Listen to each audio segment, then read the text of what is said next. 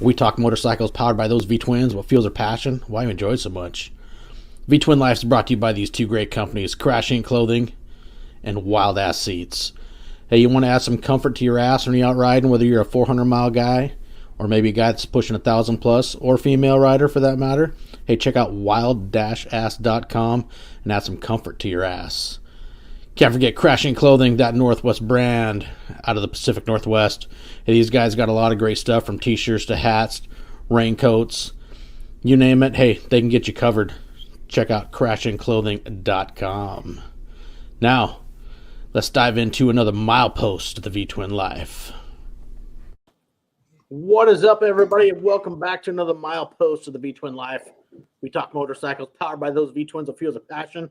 Why we enjoy it so much. Tonight, we got Milepost 61 with some of those East Coast guys, Baggers and Brews. What is going on, guys? Hey, man, what's going on? What's up? Wishing the weather was better. That's about, the biggest thing. We go from, sunny blue skies yesterday, nice weather, to fucking rain, snow mix, and a snow level at about 150 feet. Bullshit. You need to move, man. That's why. God, Mother Nature is fucking bipolar. Shit's messed up. It was crappy here today. It was overcast and colder than it was supposed to be, and it was supposed to be sunny, and it wasn't. It was windy, and so I think the weather's breaking now. It started breaking. I feel like this week is going to be nice. Yeah. So Supposed to be anyway. Let's see. you got to move to Jersey, get some of this good Jersey weather. Yeah, Yeah. Yeah. that's where it's at. No, I gotta say, I like it out here in the Pacific Northwest. We got some great areas, some great place, but you do get that weather. But yeah, shit, it is what it is. You're gonna get it anywhere. So, what got you guys into wanting to ride? Where'd you get into motorcycles?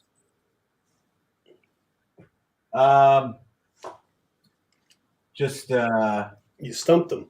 yeah, no, it's just That's a good question. so the wife walked into the room one day, and I looked at her and I was like, I'm going to buy a Harley, and she turned around and walked right out of the room. And then my brother-in-law and I took the test 2 weeks later, and I bought a Sportster, Nice. and that was in 2008, I guess, 2009, yeah, somewhere there. Yeah. So, did you ever ride much before that, or you just dive right into it in 2008? I just drove right into it. I mean, dirt bikes and quads as a kid. My father had a little Honda trail bike that we used to tool around on when we were much younger. But other than that, no. I mean, I was a nurse and worked in a trauma unit, so it was never something that I thought I was going to tackle in life, really. So, what got you to change? Like, what made you pivot from not wanting to ride to ride? Because I know a lot of people that work in the medical field aren't real big fans of motorcycles. Well, you're only on this side of the grass for so long. There you go. So, and Time to that's live your right. obituary. that's the gist of it, man. And I got the scars to prove it. I didn't like it, that's but I love it. What about you, Bert? Yeah, I think it's one of those things I talked about with the wife a lot over the years when we were married. Well, in our early years of marriage, and just like never really knew how to start. But I just wanted to do it because it looked badass, it looked fun. But I didn't ride quads or anything as a kid. I grew up on military bases, and we weren't allowed to do that. We weren't ripping up and down the streets on dirt bikes and stuff. So I had never ridden, and that's what kind of, I guess, took me so long to jump in, because I just didn't know where to start. But eventually I just said, I told the wife I wanted to do it, and I said I'm just going to sign up for the course. So I signed up, and that was it, man. I did the course, the 3-day course, got the license, and went and bought my first bike within like a month, I think. What'd you start with? Heritage, a 98 Heritage Classic. nice. So, Yeah. how long you been riding then? Since 2013. So Okay. what's that? 9 years? Yeah, 9 years. So we started about the same time. Okay. That's pretty cool. I mean, it's neat because I think so many people I've talked to, much like myself, I started on dirt bikes when I was a little kid, and you see it so many people that, start young, but it's really cool. It's just not all of us start riding at the same time in life when, and everybody takes different avenues and stuff. So, I think that's freaking cool. Yeah, I was 37. Yeah, that was. Yeah. Once I did it, I was kicking myself that I didn't do it a lot sooner. Yep. Mm-hmm. It's a lot of fun. I mean, it's a great way to unwind, great way to relax, and just enjoy it. Yeah, it's super relaxing. It is a lot of fun. It is badass. You have to love it. And it's just, it's hard to explain, man, because it is all those cliche things. It's relaxing, it's therapy, it's excitement, a way to unwind. All that, it's freedom. All those things that everybody says. I mean, that's what it is. That's why everybody says it. So was there a moment or somewhere in life, or something you saw, or that kind of sparked it to make you want to get on a bike, or just decide, fuck it, I just want to do this? I mean, I had a buddy who rode. We had my buddy Dennis, the guy, for the most part, taught me how to ride. He had a Deuce, but he also had a Road Glide, 2008, I want to say, Road Glide, and that bike was just it was cool then. So, and he took trips on it. I mean, I just thought that'd be great, even though at that point I was so far from taking a trip on a motorcycle. In the beginning, man, it's not what you do, really. Yeah. How long did it take you from buying your first bike to doing any sort of road trip? So I bought my first bike, and Stacy's in the chat over there. I owned that bike for 6 weeks. It was a Sportster, and decided that Sportsters were not for me. But I didn't know what I was, going to get. And everybody was like, start small, buy a Sportster, then upgrade. Harley had one of those trade-in, trade-up programs, and that was it. And then I bought the Crossbones, and a year later, I went to Road to the Shore for the first time, which was the furthest, at that point, the furthest ride. And I mean, that was 160 miles or something like that for the rally at the time. It's interesting how if it gets in your blood, you just don't care anymore. It's amazing how you can go from just starting to ride to this is my life. It's truly amazing. If you get hooked, and like you said, it's really hard to explain to people. People were like, I didn't know you wanted a motorcycle. I'm like, yeah. And now it's like, that's all I want to do. And then people were like, well, how come you don't want to go hang out? Because I want to ride. If I have free time, we're riding. I don't care. It's crazy. I mean, that's our hanging out. We go ride, and wherever we go, we'll hang out there and then keep riding. You want to hang out? Go buy a bike. That's right. Yeah, and people just don't get it. It's amazing to me how you buy a $35,000 car and all your coworkers are like, oh my God, you bought this really nice car. You show it to CBO and they think you're an idiot. It's like, I don't know, man, it's all priorities. Yeah, sure. It is. Now, do you remember the first trip you ever took on your bike? Say, a little overnight fucking adventure, 2-3 day or anything? Wildwood for me. Yeah, for me it was Wildwood. I think it was Road to the Shore. I've got my bike in the fall of 13. I don't think it was 13. I think it was 14 was when we went down. Was that the first time you went to Road to the Shore? Yeah, because I was going, I just got the bike, didn't even have it a year, and I knew, I'd seen all the things for Road to the Shore in Wildwood, and I just kind of went on my Facebook and put it out there that I was planning on going down there. If anybody else was riding down there, let me know. And that's when George contacted me, and I hadn't seen him since high school. Nice. He's like, I'm going down there. I go all the time, and he was like, I'll come down and meet up at your house and we'll ride down. So that was the longest trip I had taken to that point. Which, I mean, what is it, like an hour and a half? Probably. It's not that far, but that was probably the longest. Far if you're not used to it, right? And did we take a route too? We took we were down 206 and on the expressway. Yeah. We were.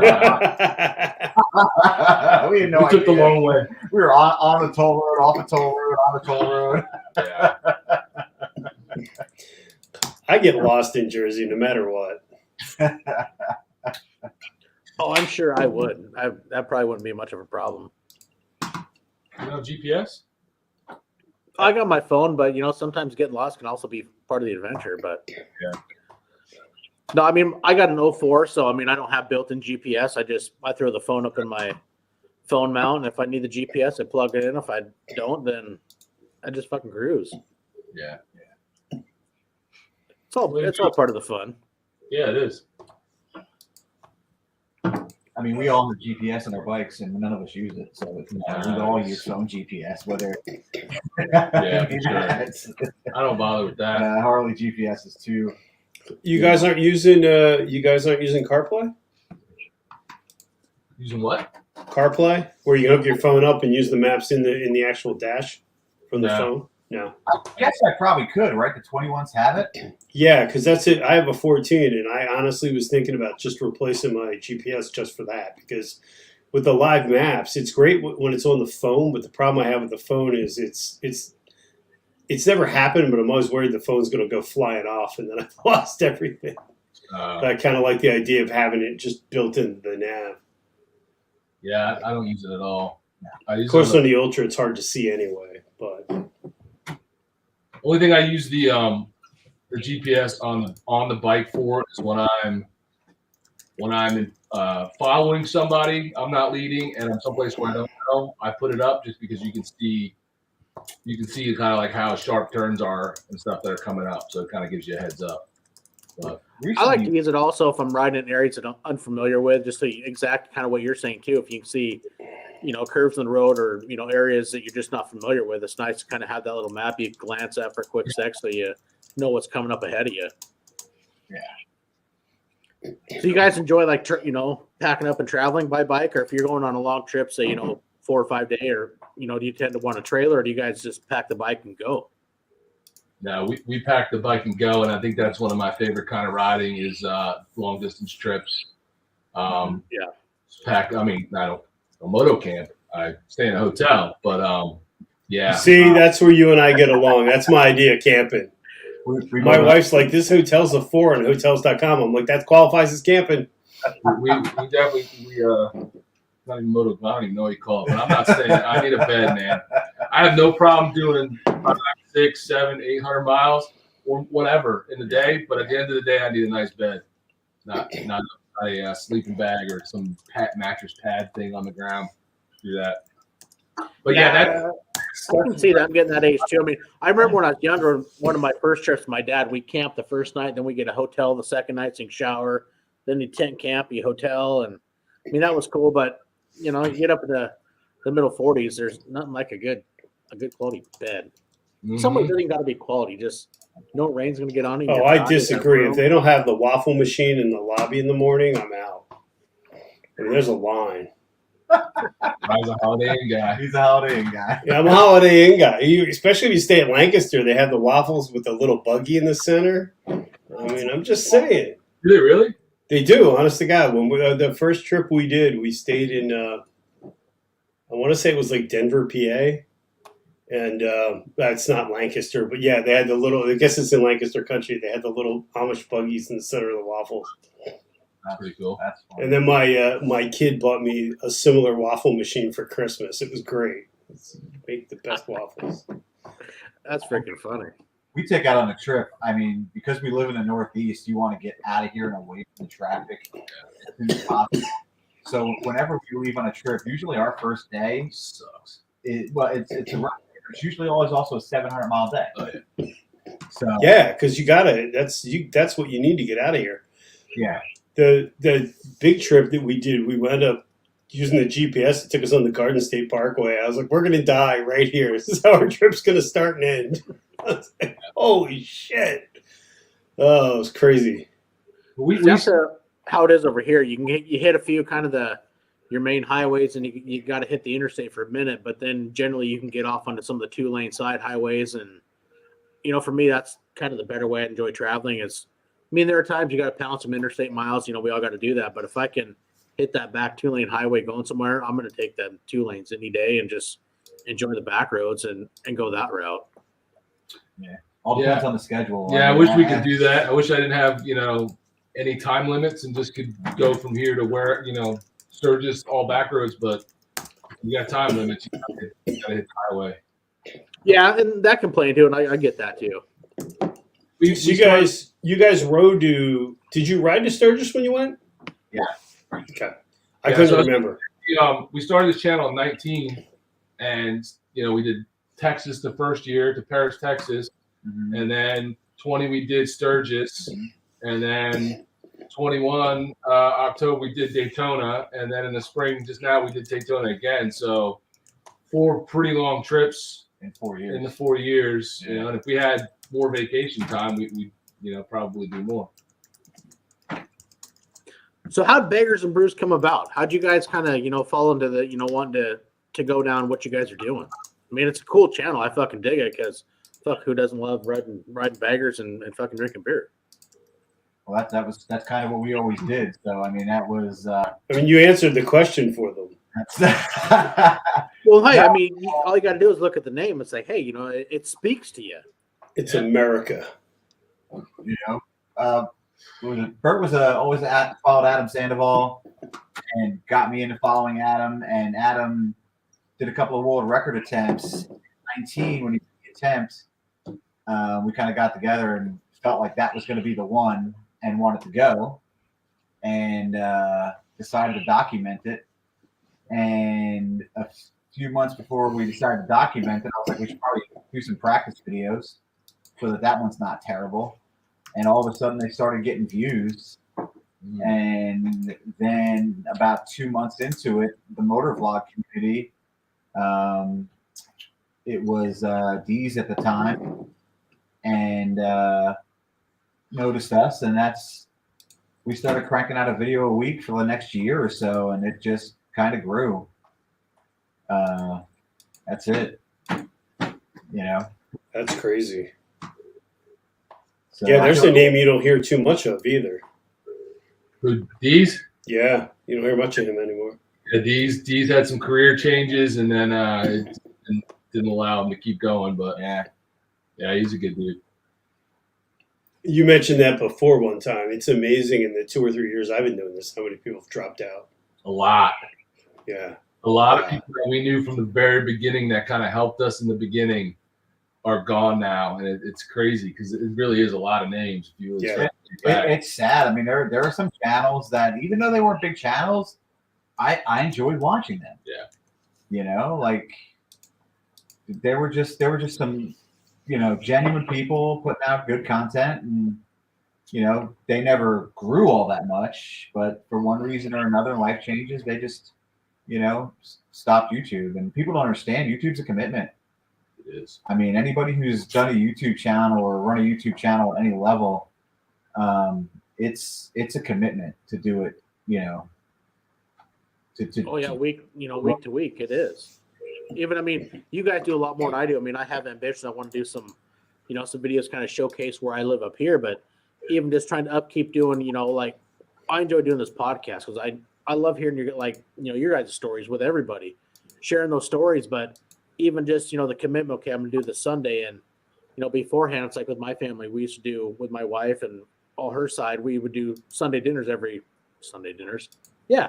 A big dinner on every Sunday. And now it's like, I've kind of foobarred that because now I'm doing my podcast on Sundays, and it's now that, they've kind of had to change, but it's so much fun, getting to be part of this community, hearing everybody's stories and sharing it. And just, getting to know people and, building friendships along the way. It's so freaking cool. And it's a lot of fun. End of the day, we're not going to be happy to hear $5,000 in debt on camera equipment. So just let's until you're like, jonesing over the new Mac and buying new cameras. I mean, come on. It's and I sent Bert a GoPro link this week. I'm like, have you seen this new GoPro Creator Pack? His first response is, do we need it? Well, I mean, we could argue neither one all day long. Do we need it? That's not the point. Do you see what it's got?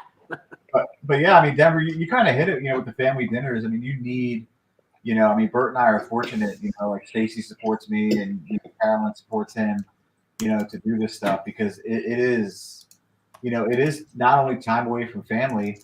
I guarantee you, Stacy has been to more bike rallies than she's ever planned to in life. Oh, I mean, my wife's been the same way. I mean, she's been great with, help me come up with questions and content and, ideas like when it came back to, Milepost 39, when LM4 Photo, Leo McElrath passed away. she came and she goes, hey, why don't you, because he was the first guest I ever had. She's, why don't you do a memorial? She goes, re-release his podcast. And, that whole thing stemmed when I hooked up with, Custom Dynamics, Rusty Bagger. Dustin Thacker emailed me a piece to say about him, got in touch with other guys from the motorcycle community. And, it was an awesome thing to do because, Leo was an awesome guy. First and foremost, he's, a piece of American history. He's a veteran of our country. And, to do something to help memorialize somebody that, did a lot to the community, because so many people saw his work. And the day he passed, like, my Instagram feed was nothing but, pictures of Leo and comments and reposts from all his stuff. And, it was a great idea. And of course, she chimed in here, and it was awesome. He was a great guest. He was a great friend that I got to build a friendship with. That, truly wish I could have met him in person, but he is now will ever, forever live on as Milepost 39 of the Veterans Memorial Highway. And it was just something so cool to do. That is cool. And, it's great. You not only, you use the word memorialize, but you almost, when you put something up on YouTube and you make the documentaries that, we make sometimes, you actually, you immortalize somebody. That'll be there and it'll be searchable and it'll be for people to see who, never did know. Well, it's the same way. Like, unfortunately, that was before I made the YouTube, but it's forever. It's on Apple, Spotify. All your streaming networks. His story will forever live on now. And that's, part of the cool thing of doing this also is these stories are going to live on forever in that digital format where, say, 10, 12 years down the road, maybe, none of us are still doing this, but people can look back and say, hey, remember Baggers and Brews? And they can type it. Hey, maybe this episode will come up and, they can hear kind of some of the story of how you guys got going. And, that's what it's all about to me, is sharing the stories and having fun and remembering everybody. Yeah. Yeah, which is cool because like when channel gets going, people may not ever go back to the beginning to see, some of the stuff of how it started. And honestly, I don't know that I've ever done a video of actually how we started. No. Which is the origin story. I want to see it. Yeah. Well, we started, Episode man. 1. It was, let's just, we were always out riding on the weekends anyway, hitting breweries, stopping at all the, the local watering holes in South Jersey and in the Pine Barrens. And we were doing that every weekend as friends, just hanging out doing that. And it was like, why not put this out there for, everybody else? Because we were having a blast doing it, busting each other's balls, just having a good time. Yes, it is, Monkey. And then it got to the point, the channel got going, and then the winter came, and we're in New Jersey, and snow and whatnot. What do we do? Well, what do we do now? Because we can't. We did a Christmas special. We did a Christmas, Christmas joke video, and it was like, what are we gonna do now? So you start finding stuff to do when you live in this, this kind of region, because then you get all the product stuff and the installs and stuff like that. But that was never our intention. Like, we started the channel, we never really thought, I'd be doing a riding shoe review and, actually installing stuff on our bikes or just none of that. Like, that was not the intention at all. But if you're going to keep consistent with the channel, you got to find something to do, and we're not riding in the snow. So, and you got to find new goals. What was the first goal? Our first goal? Free beer. Free beer. We wanted to be recognized by a brewery and get some free beer when we went in there. And after we got free beer, I was like, what now what? Tarts? Now what do we do? Free tarts. So, hey, there's nothing wrong with that. Free beer is free beer. Free beer is free beer. And Yeah. free So beer always tastes good. So where's your New Jersey ride? Where do you guys do you have a consistent place you sort of wind up at riding, or You've got a loop through the Pine Barrens. We got a loop back through like 539 into New Gretna, and then down, just through the pines back by Batstow. What's the Sweetwater? Have you been to Sweetwater? no? I've heard it's decent. We went to Renault, which is down by that way. They have a great little. The hotel's cool, but they have a great little like cafe restaurant. We were going to go to Sweetwater, and we didn't. Yeah, that's pretty bougie, dude. You rode to the? Did you ride to the winery? We did. Wow. He had to think about it for a minute. He goes, Yeah, I mean, I was going to trailer it, but I figured it was a nice day. It was above 90. Actually, it was like 85, and I was like, this is a beautiful day. It's like a 2% humidity. I'll take my Harley out and ride. So how biker friendly was the winery? Oh, they're great. We walked in with like T-shirts on. They were fine. Okay. all right. You'll find at least most of the New Jersey wineries, they're happy just to have people in. They don't mind. Yeah, I don't know. I don't like wine, so we don't Yeah, know. me neither. Renault's cool. It's one of the oldest wineries in the country, so it's kind of neat. Could be cool to see it, but yeah, I'm with Bert, man. I'm not a wine guy whatsoever. I'm sure George and Stacy would like to ride to the winery, but it's just not happening. They can do that on their own time. Yeah, they can meet up with us. We'll go. I could ride all day to the one down the street from me. Yeah, Ride he all day. he lives like right behind one. I live about a mile from Valenzano. Oh, nice. That's a really nice winery. Yeah. That Jersey Devil port they have is fantastic. That's a nice ride too. This sure went south. We went from beer to wine. Jesus. Yeah. Fucking views right here. Ride, Well, I mean, I'm bougie like that. ride the bougie biker. Yeah, I'm Brian the Bougie Biker. Oh, you know what? There's a channel rename coming. I'm in. Oh shit! There we go. I love it. I can just start every podcast off. Hello, friends. It's Brian. Here's a little wine. Great. And now that will never go away. Oh man. I mean, if you have an ultra, you can't review beer. You got to review wine. I like it. I think it's something. Yeah, because you've stepped yourself up. You're not just riding an ultra. You got an ultra limited. I mean, listen, ultras just aren't for old dudes anymore. They're not. The two-tone ones still are, but Yes, they are. I just wanted to tell Bert how much I enjoy taking my two-tone Harley and getting a cup of coffee at Dunkin' Donuts. That's what I really enjoy. You have your Dunkin', man. That's all you. Probably pull on his AARP card, getting his discount. Yeah, I take a couple packets of sugar in case I need them for home. I'm not afraid. Oh man, That's good. Oh Jesus! he's the reason they don't leave those little free creamers out anymore. Yeah. Me and my neighbor go to Dunkin' Donuts. It's like a whole half-mile away. That's our big ride. Sit there. So now let's get off this whole fucking wine shit. Why you gotta be like that, Denver? Denver's like, I got questions. We're talking about wine and Dunkin'. He doesn't have questions. We're talking about wine. That went far south. I got to get off this topic. All right.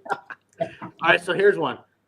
Where you guys live, if there's, you got a day ride that maybe you haven't taken yet that is maybe on your sights, that, somewhere new you want to kind of go explore that you haven't been in your area? Find it soon. Ringing Rock State Park. Yeah. When is that? Oh yeah, that's a great ride. That's one. Out in Bucks County. Yeah. Some of the ladies in our crew have been wanting to hit that up, and we were supposed to do it last year and never got around to it. So we want to go to that Ringing Rock State Park, whatever it is. Have you been to Nakamixon State Park yet? No. That's right down the street from it. It's really good. A really nice park. So, and I don't even remember exactly where it's at or how to get there, but that's one of the things on our list. I mean, I'd like to get out into PA a little bit more. I mean, we've done everything in our area, so I'd like to get back up into Orange County and ride. yeah, he loves some North Jersey. Well, that's New York. Well, you have to Yeah, I go, was gonna say that it's New York. but he likes to go to North Jersey to get to wherever he's going. He just loves the turnpike. This guy, he just loves it.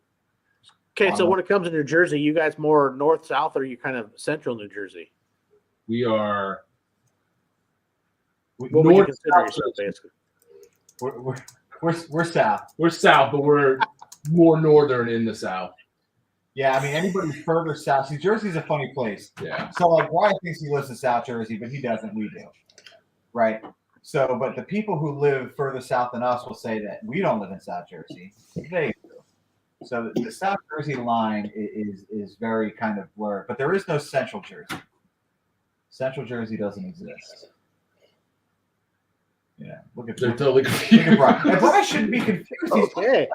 No, I'm not confused. I just think you're absolutely right. It's really funny how there's this like north, south, The Central Jersey doesn't really exist. It's like Trenton. To me, almost Trenton and above is north. Yeah. Culturally, it is. Yeah.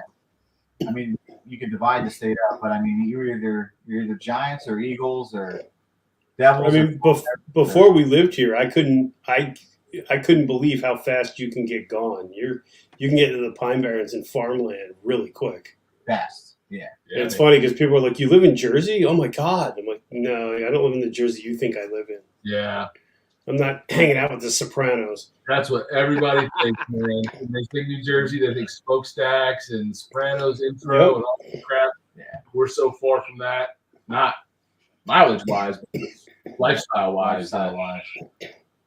Yeah, and you can go through the Pine Barrens is a fantastic ride. I just feel like the Philly burbs in Jersey, called like Jerseyadelphia, are much more blue collar as a whole than the Jersey suburbs of New York City are. Yeah. Yes. And it's a huge difference. So, All right. The high-end suburbs of Philly, I feel like are the western end of Philly. When you get out into Balakin Water up in the Bucks County, that's where like the higher end of the Philly is. But Jersey's a bunch of blue-collar towns, South Jersey. Nobody in the sky has a clue what you guys are doing. Yeah. I'm going to hit the beer fridge. I mean, that's where Springsteen's from, so we claim it.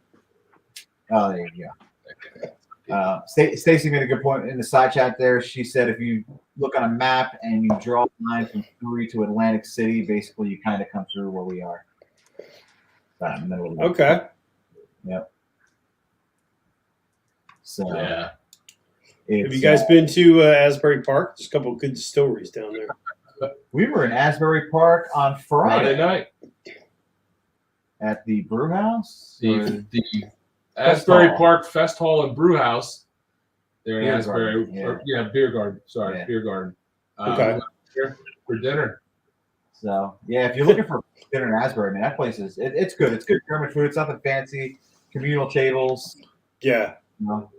Cucumber salad is the side of every dish.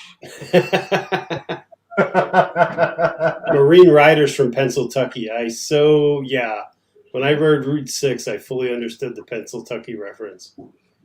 Yeah. We only have two cities. We have Philadelphia and Pittsburgh, and between that's Pennsylvania. In Asbury, that's like the only place in Jersey you're going to find an Indian dealer. That is our only Indian deal. Is in Asbury. Yeah. Yeah, they have no presence here at all. There's one in Trevose. It's not that far from here, but no, you know what? There's one in Lebanon. There's one in Lebanon, New Jersey, by Williams Harley. Oh yeah. Yeah, I was looking at a used Road Glide there a couple months ago.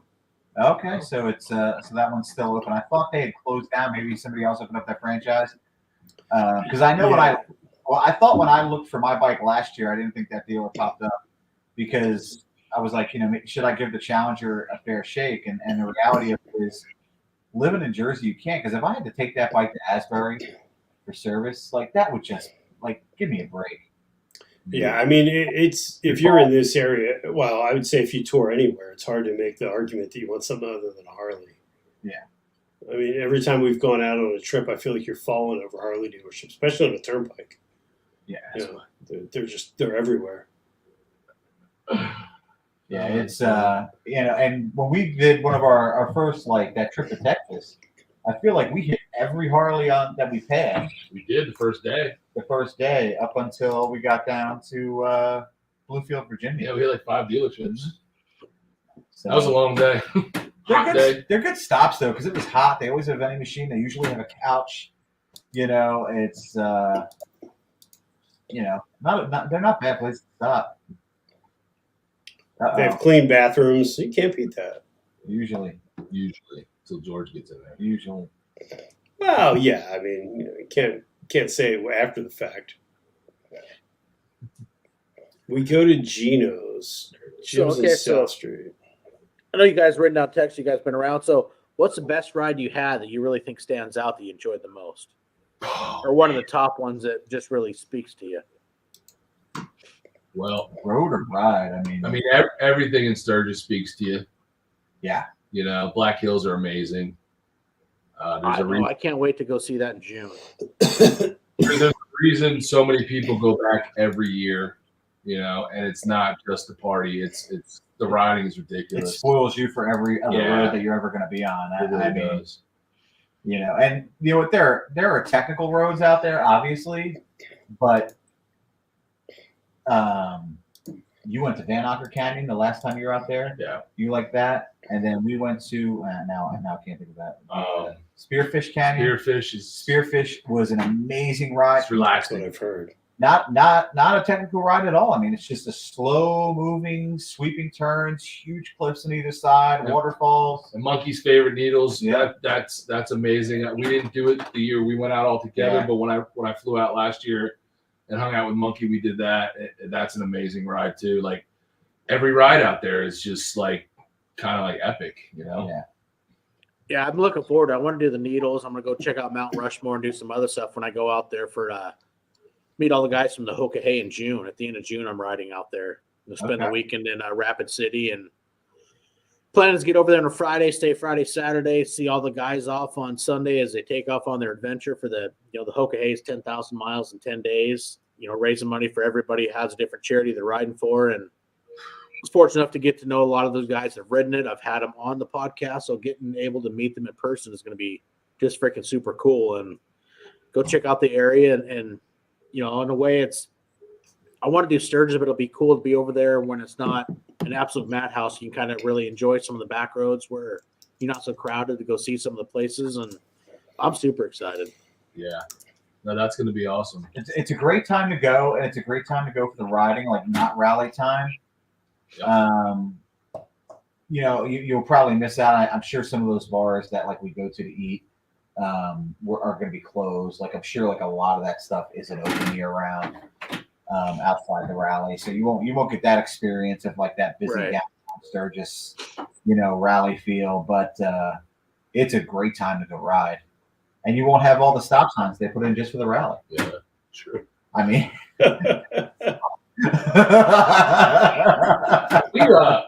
We had some other stuff like down to Texas and Arkansas. We did some really nice riding down there. The pig trail. We did the pig trail, and then we did the it's not the Cheraholisk. I don't know. No. We didn't do that. Yeah, I forget. Well, we did. We hit a stretch of road coming home from Texas in Oklahoma. That was, and I don't know what it was called, but it was amazing. And big sweeping turns through the hills. It was beautiful. I can't remember the name of it right now, but it was like Winding Stairs State Park. Stairs or something like that. But Yeah. it's a very well known road for anybody in that part of the country, and basically it came. We kind of Stumbled upon it. Just out of the K River and headed north and just kind of stumbled upon that. Yeah. And that was great. And the Ozarks were great. I mean, That's one I want to check out some days, the Ozarks. Pig Trail was great. I tell everybody, like in Jersey, we were very good about our signs. Let's say turn ahead 25 miles, turn ahead 45 miles. You get to Arkansas, one sign, road ahead, steep and curvy. That's it. You get one sign in Arkansas. steep and curvy. Yeah. Yeah, $1 Million Highways on the bucket list too. Yeah. He said that in the side chat. And had we been able to go on that poker run last year, we would have been able to do that. But we'll have to get there. We'll get there. That'd be cool. Have you guys ridden PA Route 6 at all? Yes, you've been on Route 6. That's up by my wife's family has a house up in Wallenpaupack. Mm-hmm. So we've done the stretch of 6 that goes up through Wallenpaupack. We've done that. Okay. Yeah. What was the stretch we did when we went from the lake house That's to the Hawk's Nest. the Hawk's Nest? And That's a nice ride. Yeah. It's a really nice ride. All 2.5 minutes of it, but it's a nice ride.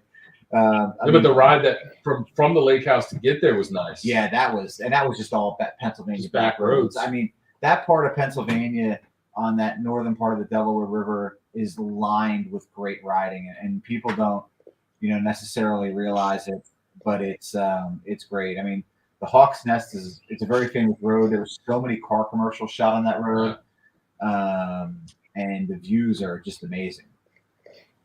I found going north past the Hawk's Nest. I don't know where we wound up, but we stayed on that road and just kept going. The ride was fantastic. because there's no stop and start. You're just rolling. Yeah, So much fun. There's nothing. The thing, some of those bridges that go across the river, they're a little sketch, but Yeah, you know.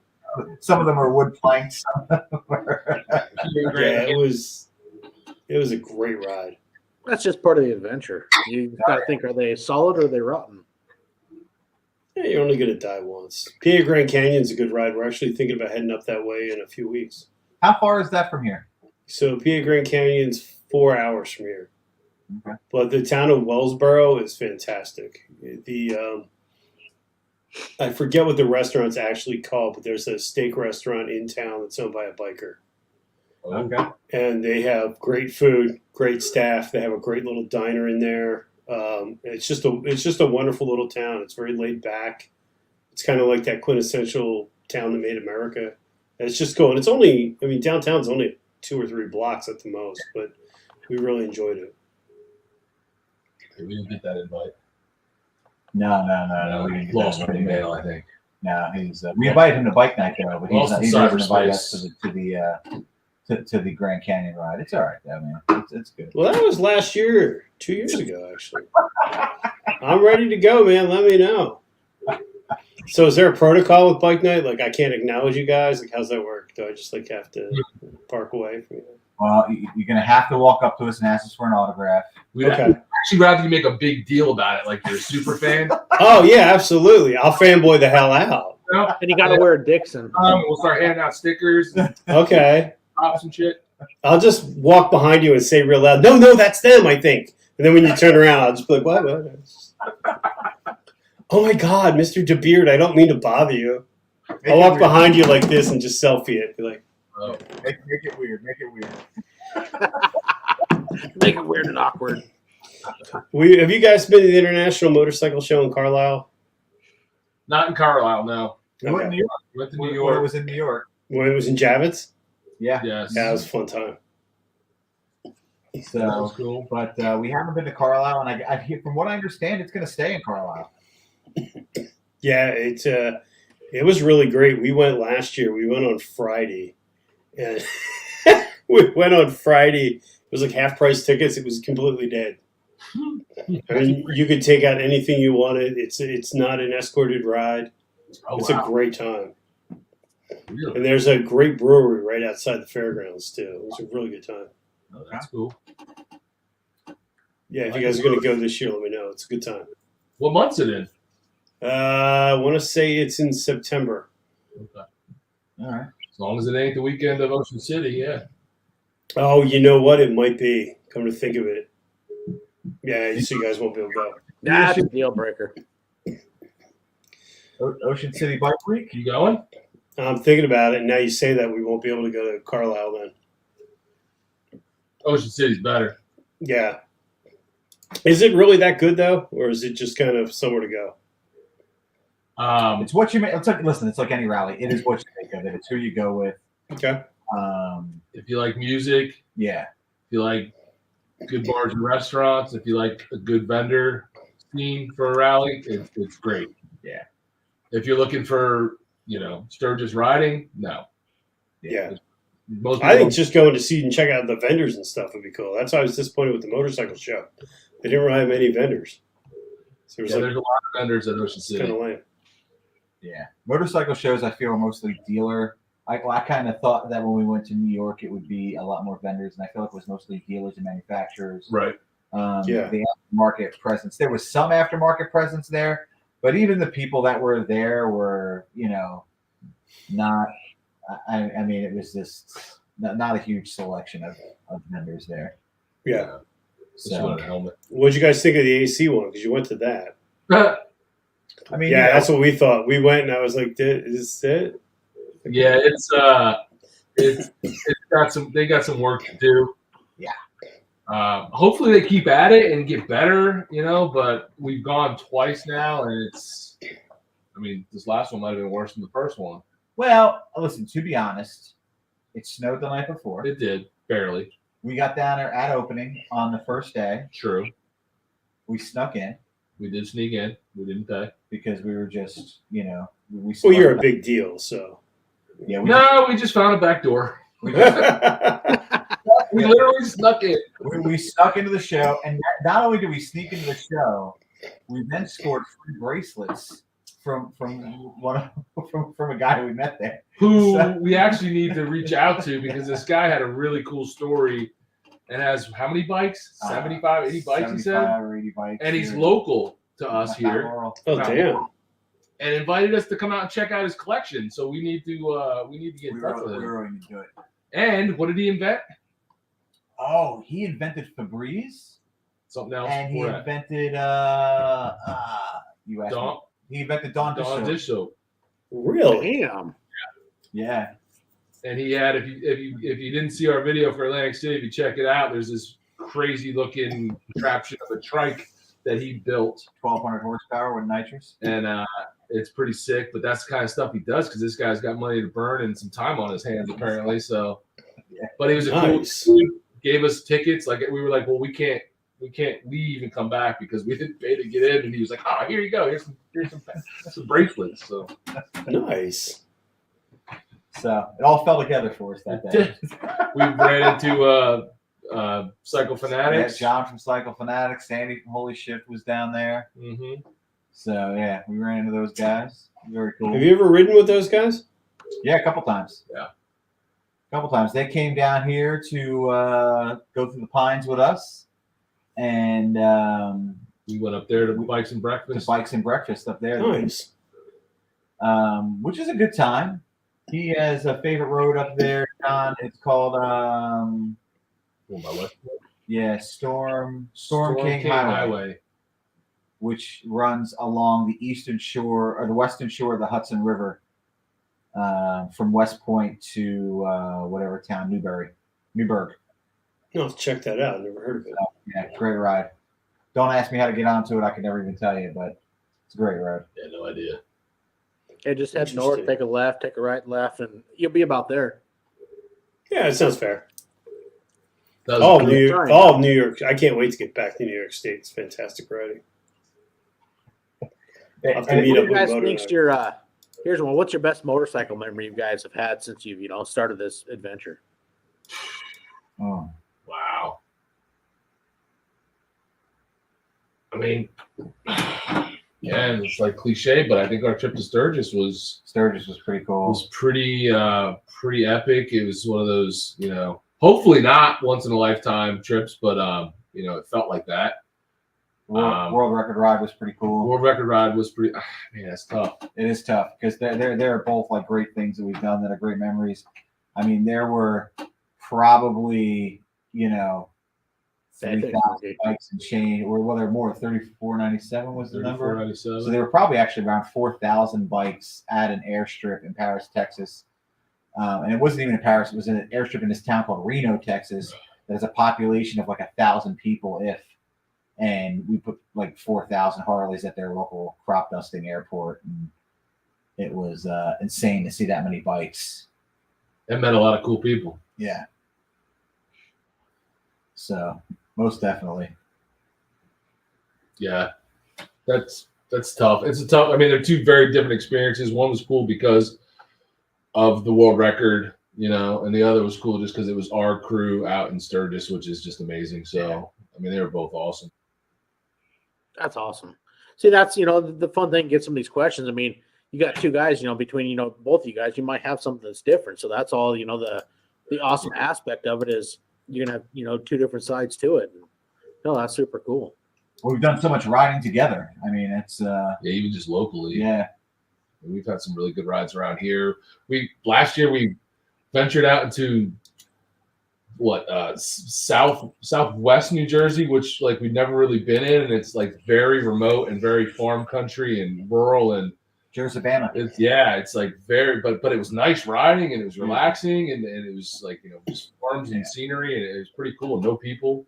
Didn't even realize you're in the state. It didn't feel like New Jersey at all, but there's a lot of nice. I mean, it's a small state, but there's a good deal of good riding around here too. So what's your that's a cool thing? Oh, go ahead, Bri. No, go ahead. I mean, that's a cool thing about doing this is, reaching out to guys from different sides of the country, because everybody has that geographical location where they're at. It's just one of them go-to routes or places that really enjoy. And, hearing your stories, places I've never heard of yet, and it's just cool. It can kind of help build that bucket list because I do plan on hitting the East Coast someday, and hearing little stories, places you guys mentioned, is really cool. Well, George didn't even say what his favorite ride was. Yeah, George. Virginia, back of the Dragon. Whew, that was George's favorite ride. That road's something else. If you've never ridden that road, it's something else. It is. Can you elaborate? Yeah, it's a lot of turns. It's a lot of elevation, and from the time you get on it to the time you get off it, you're gonna be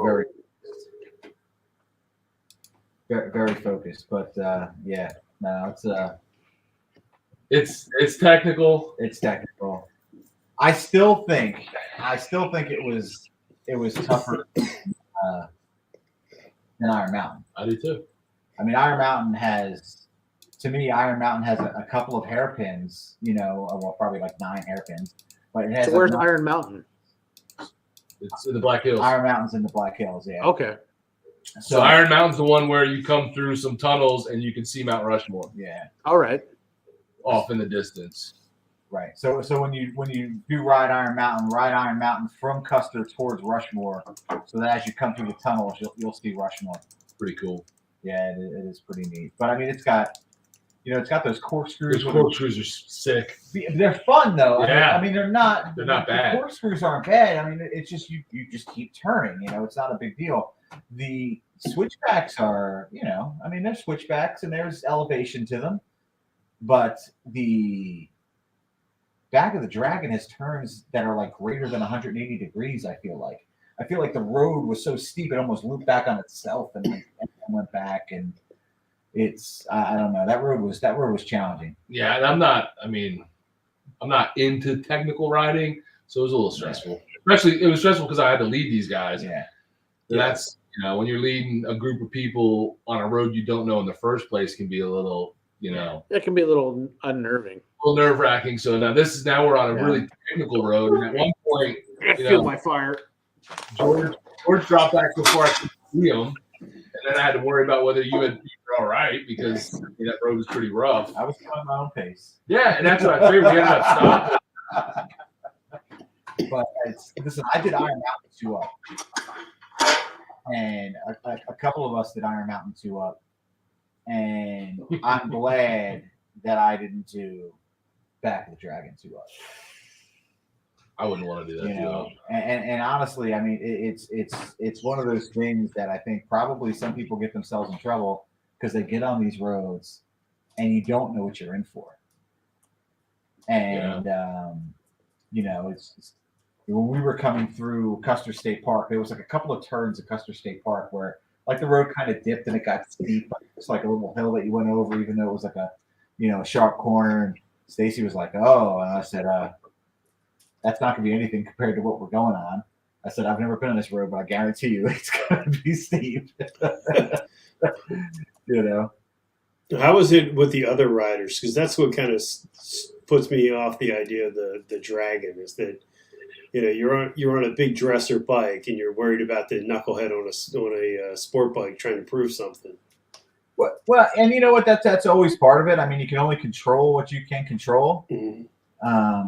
Like anything in life, but it's you go with your space. You know your bike. We were fortunate that when we did that, we did it during the week, early in the morning. The Back of the Dragon. It was pretty empty, and there were a few motorcyclists on it, but I mean, it was pretty empty. And I didn't do a full-length video of the ride, but there's a video up on the channel where it shows you a good portion of the road, and you can see how little traffic there was. I mean, it actually made for a great YouTube video. There was so little traffic. Nice. So, but there are parts of it where, I mean, I always think when you watch a technical road on YouTube, you don't get the effect of how difficult the road is because it doesn't translate to the camera. But there were a few shots when we did the Back of the Dragon where I was hung back a little bit and you can see the guys take these big sweeping right-hand turns and go up the hill. And I was back far enough with the GoPro to capture that. So you can see the elevation of the mountain. I feel like you can never capture it properly. It's never the same experience. Yeah. So you have to be paying attention. Like Iron Mountain, we got that experience because Iron Mountain, John had the 360 camera. Oh yeah. So you got, I was a couple of spots where I really spun that 360 where people could see the hairpin, like, and there were bikes. There was a lot of traffic, not like stop traffic, but there were a lot of bikes. Yeah, it was during a rally. Yeah. So Interesting. Yeah, if you get a chance to do the Catskills were fantastic. I want to go to the Adirondacks. That's the next run. See, I've heard about the Catskills from a few guys when I had like Von Gasfald, FDLX Brooklyn on, a couple guys from, the New York, Brooklyn area. They talk a lot about the Catskills and how they enjoyed it also from that area. Fantastic riding. Yeah, we got to get up there. I'm trying to get up to Vermont this year. Trying to get these guys. That'd be nice for a long weekend. I mean, it's beautiful up there, and there's a lot of breweries, so I'm down with that. It's a win-win. Yeah. So you guys got any trips coming up in the near future you got planned? Well, near future. Well, we're officially, we haven't actually made the announcement even on our channel yet, but we are officially booked for Ocean City. Yeah. Nice.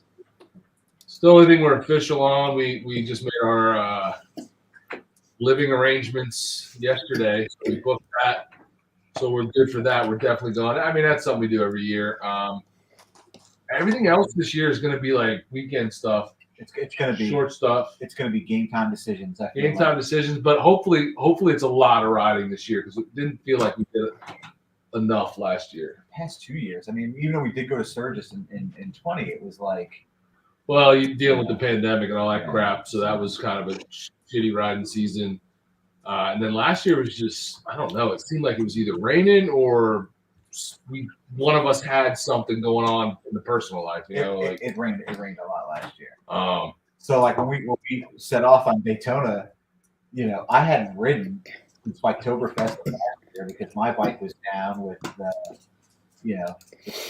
mechanical issues, brake fluid issue, and I just didn't get it fixed over the winter. I was like, I'll get it fixed in January, and wound up not riding. I rode it like once for a shakedown cruise, and then got on it to go to Daytona, and I was like, whew, to not ride from October to March, and then get on for a 700-mile day. So I will say, as someone who does not like the trailer, and we've ridden to every rally we've gone to so far, I do not blame anybody that's coming from the Northeast for trailer to Daytona for the spring rally if they trailer, because man, we hit some really crappy cold weather and it was miserable, and we did it, but people who live further than us had to cut their trips short. Yeah, honestly, because it's so bad. And Daytona is so early in the year. I mean, I have some friends up here from Western Washington that have done it, and they headed straight down the coast of California, and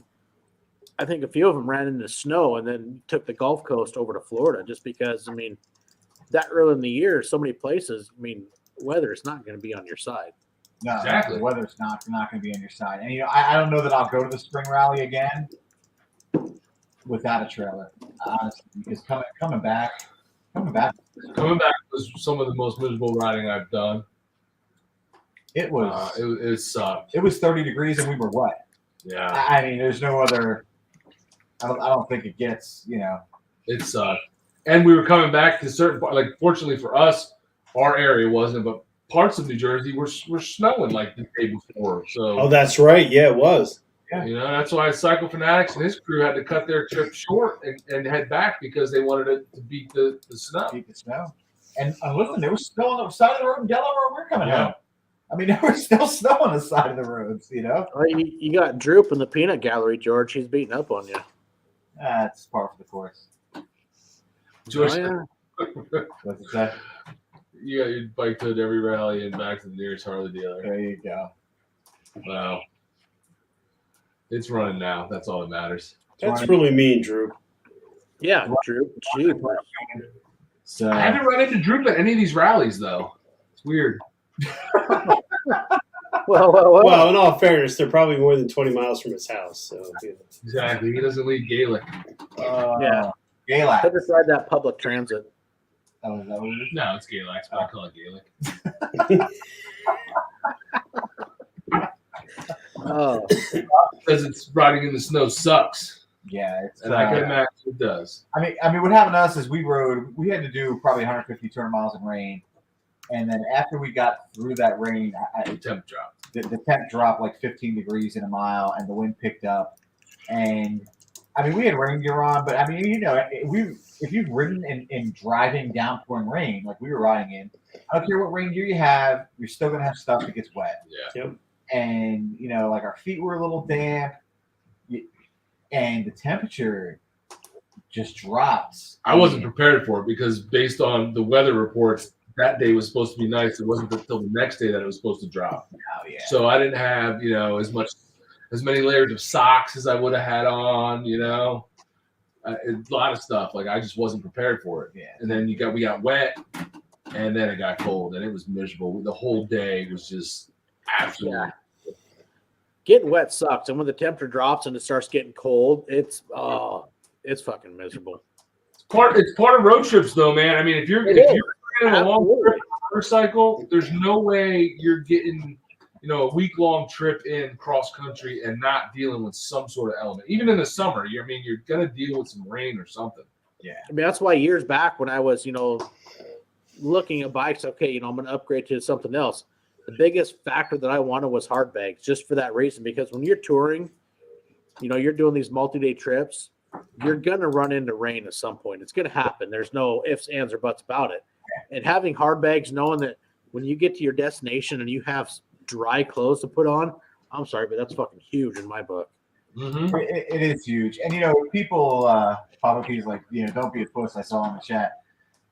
Like it's one thing to ride in cold. Like if you're here, if you're local and you go out for like an hour or two, or you go for a little ride in the cold, like that's one thing.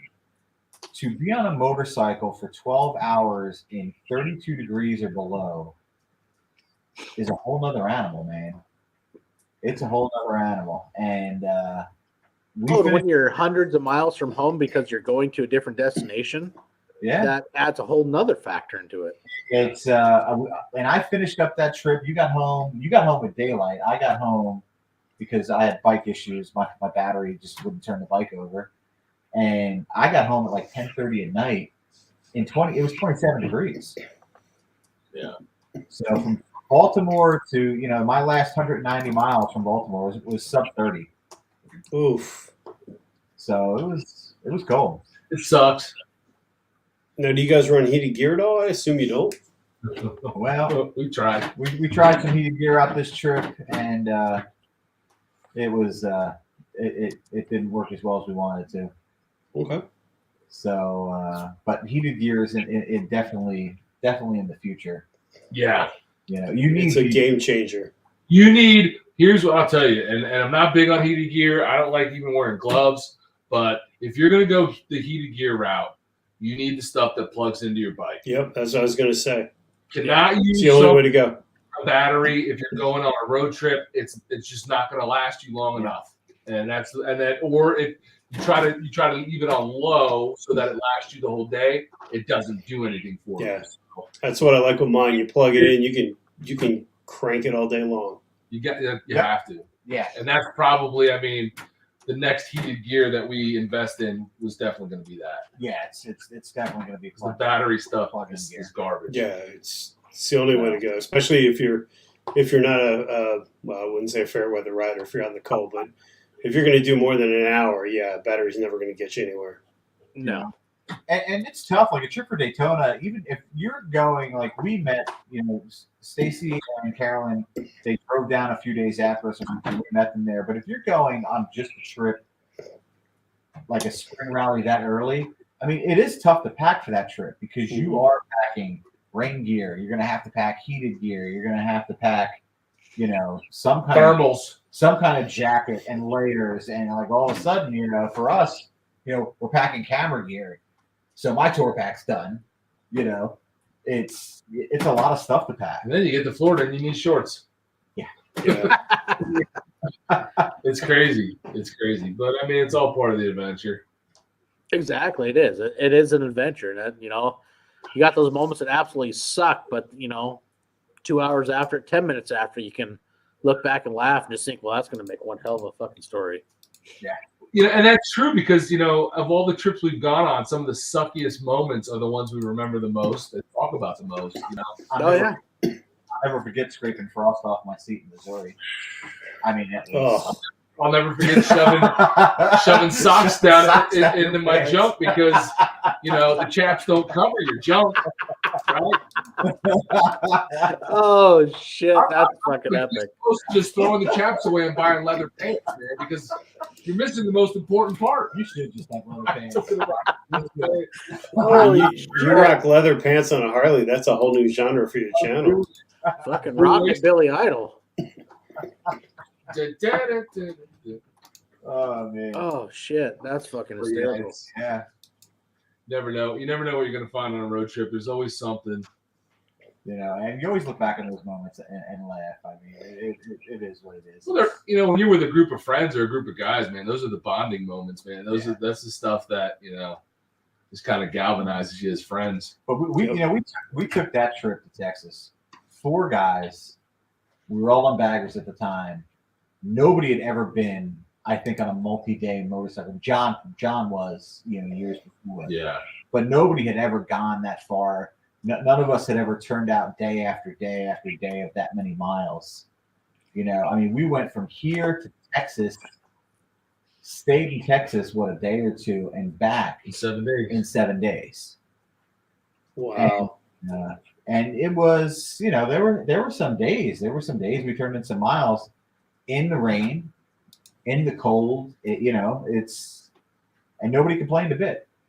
No, it was it was an adventure, and we were all excited.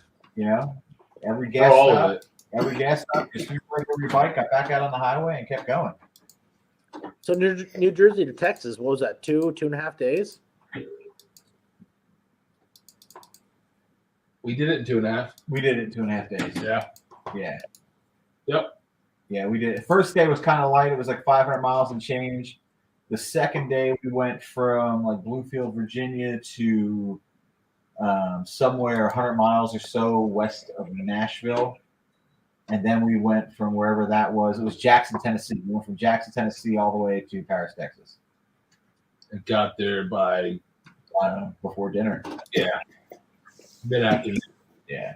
And we cruised in, by the way, with a group of how many bikes? Like 150 bikes and John Maxwell. Nice. Nice. Yeah, it was pretty cool. It was a great way to wrap up that trip.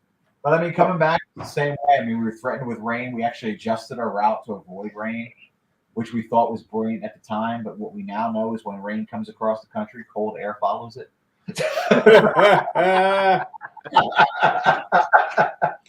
Yeah. But I'd rather just be cold than be wet and cold. That's what I know. Well, here's a great, Cruising CT's got a question. What's the best advice for someone planning their first multi-day bike trip? Oh, man.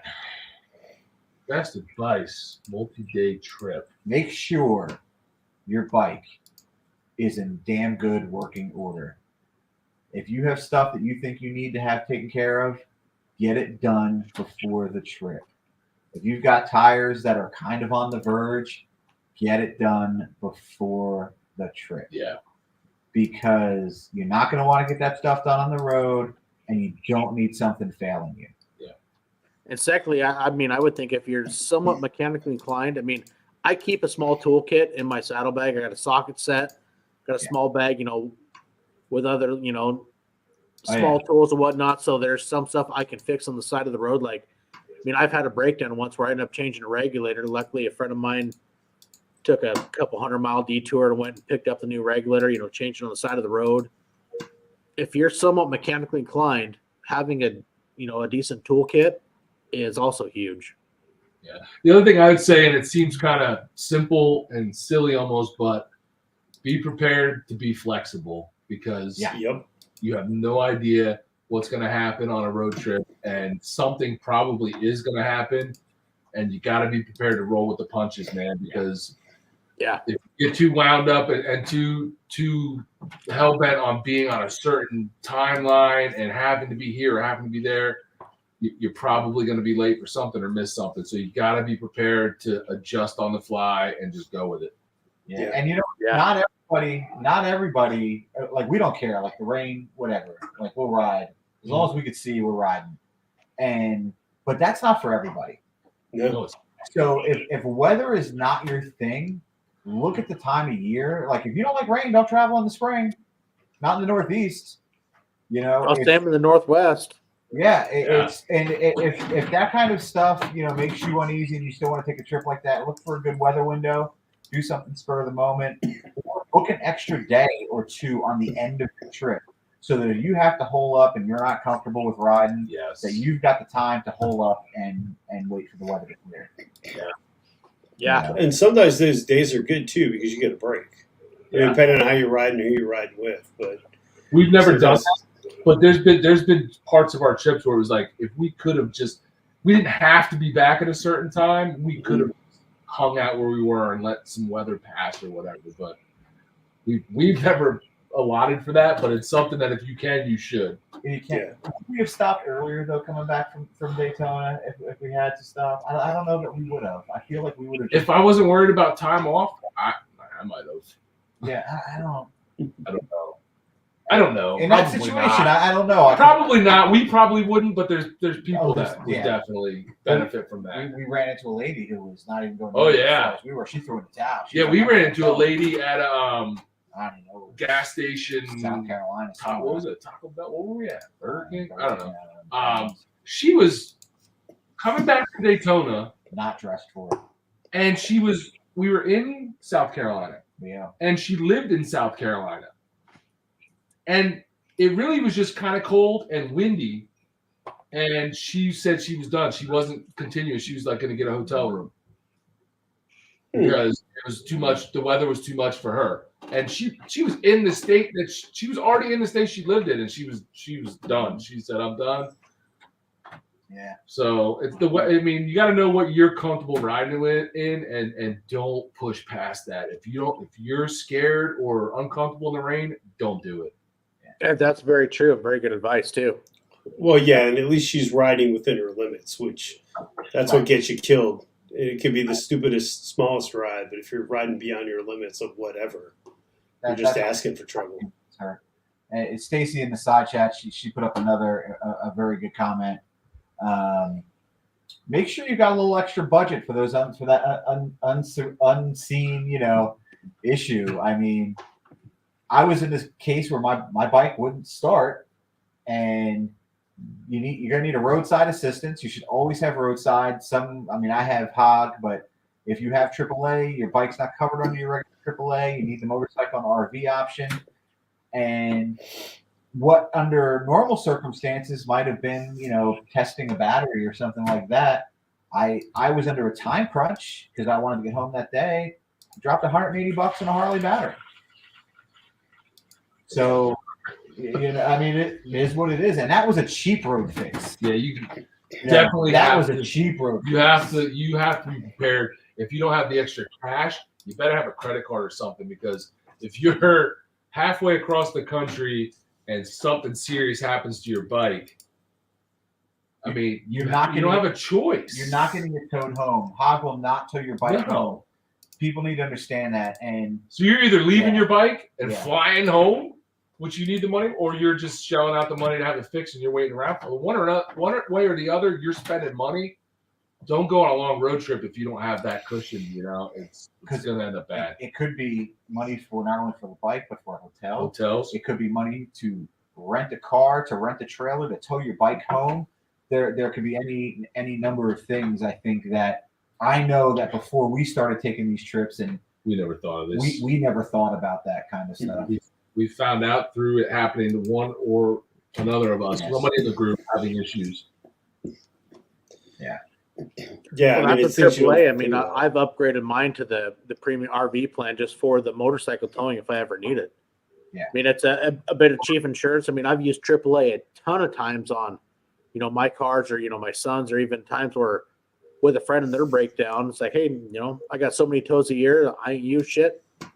I'll fucking have your car towed. Don't worry about it. I mean, 150 miles. I mean, that's in a straight line, whatnot from your house. Hey, that can be quite the ways, and can save you a pretty penny, or you're with a friend that can save them a pretty penny. I've done that a ton of times. From Rocky Mount, North Carolina to Mount Ephraim, New Jersey is a $2,000 tow. Ow. Give you, I'd be better off shipping it. That's 430 miles or something. It would have been, Brian, it would have been cheaper to set up shipping for the bike. It literally would have been cheaper for that. Well, I had one time, and I was coming back from one of my son's baseball tournaments, and I had that 150 miles of free towing, and when radiator blew out, I'm getting, gas down by in Shelton, Washington. I pull up, I'm coming back, and I see all the antifreeze dumping out underneath the car. And I'm like, oh, fuck. Call AAA, and, we're on the phone, and I pull up Google Maps. I'm 149 miles from my house. Oh. And I asked them to say, hey, how are you guys judging this? What are you using? I said, because I'm on Google Maps right now.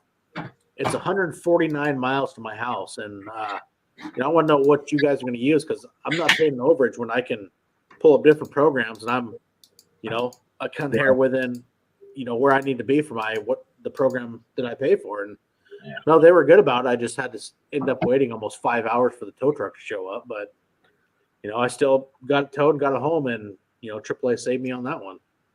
That's it. And anything can happen, far from home. I mean, we would come back from Daytona. We would come back from Biketoberfest. We had a bike go down with bad head bearings and blew a band in the tire. I lost my front brakes entirely. I had a brake fluid leak. I was, putting brake fluid in the bike at a hotel. We couldn't figure out where it was going. Turns out it was leaking out of the ABS module. So, I mean, any number of things can happen, and it's not it's different when you're 500 or 1,000 miles from home than it is if you're just riding around your local roads. That's very true. It's very different. So, but that is all part of the adventure. Well, and that's also you throw a AAA, you're traveling somewhere. I mean, you get the hotel discounts. I mean, there's restaurant discounts. There's a lot of stuff that I think comes with AAA that a lot of people don't realize or even use. I mean, I myself, I've never tried to use it at a restaurant, but I'll use a shit out of it for hotels. You need AARP for that. I'm not that old, Bri. Get the Bluebird special. You can save some money on the road. It'll definitely get discounts at hotels. Yeah. Your bike is cursed. Your bike is cursed. Corey, bike's good, man. Bike's running good. Listen, I mean, these new bikes, they're not immune from problems coming from the factory. I had a defective washer that went in the ABS unit.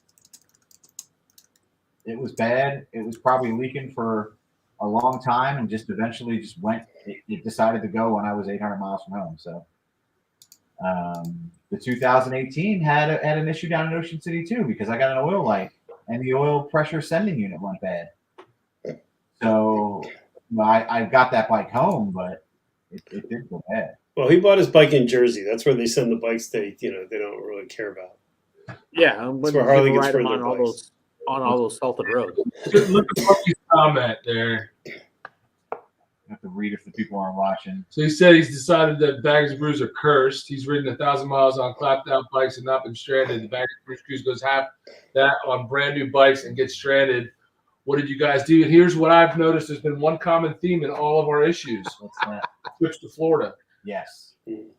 So what you're saying is Professional Monkey has sabotaged your motorcycles. I mean, I'm not afraid to say it. I mean, views are views. With a truck fire so he can mess with our motorcycles. That's what it was. Are you guys the old distraction. You guys are relocating to the 405? I was thinking about that. Oh, wait, it's 305. That's right. I got to get my Pitbull lyrics down. It's funny. Denver's listening to Pitbull. Do you listen to that while you're on your glide? Are you blasting out speakers? I'll rock that shit, buddy. Pitbull? Apparently Denver listens to Pitbull. I don't know. I'm just kind of stumped right now. I listen to many genres of music. That's right. I spend a lot of time in a vehicle every day. Okay. We know Brian listens to Whitney Houston. He does. He's a big Cher fan too. Actually, I'm a big Show Tunes fan, but you go through New Hope a lot. You meet some nice people there. They can give you some music selections. I was thinking Alanis Morissette. Oh, there you go. I was excited. Jagged Little Pill. What a great album. So come on, Bert. What's your go-to music? You're going to talk some smack. You're a Lawrence Welk guy. What do you like? Charlie Daniels Band, because you got the look. Hey, don't fuck with Charlie Daniels, Bri. No, I wasn't. I'm a big fan, but I don't listen to a lot of it on the bike. I try to listen to like upbeat, like energetic stuff on the bike. There's one band that has been played more than any other band on your bike. Who's that? The Moonshine Band. I do love some Moonshine Bandits. Hey, don't fuck with the Moonshine Bandits, dude. I'm right there with you, buddy. I do rock Moonshine Bandits. Oh yeah. So Amy in the side chat has a really good question. Have you guys seen The Breakfast Club? Oh fuck me! God damn it! I missed it. Oh. Breakfast Club? Yes. Who hasn't seen The Breakfast Club? Denver. People I fucking watched it last weekend, Bri. Fuck off, eat shit. Yeah, I heard he's a big Top Gun fan, though. So hey, whatever. That is a fucking American classic. Come on. Are you gonna watch the new one coming out soon? I might check it out. I'm gonna check it out. You should check out 16 Candles first, but fuck off. He hasn't watched 16 Candles? No, I have not seen 16 Candles. I love when my wife can get me beat up online. It's awesome. I love it. Have you seen St. Elmo's Fire? I think I have. I believe so. That's a no. That's a no. Because I do. How about Howard the Duck? Did you ever see Howard the Duck? I did see Howard the Duck. Hey, whose goddamn podcast is this? I don't know. I was just. They say when there's dull air, you need to think of things to say, and that's what I thought to say. Okay, yeah. No, actually, hey, Howard the Duck. Yeah, I've seen that, buddy. That's good fucking Howard. Okay. That's a good movie. Oh, that's funny. Gotta love my wife. Just trying to help.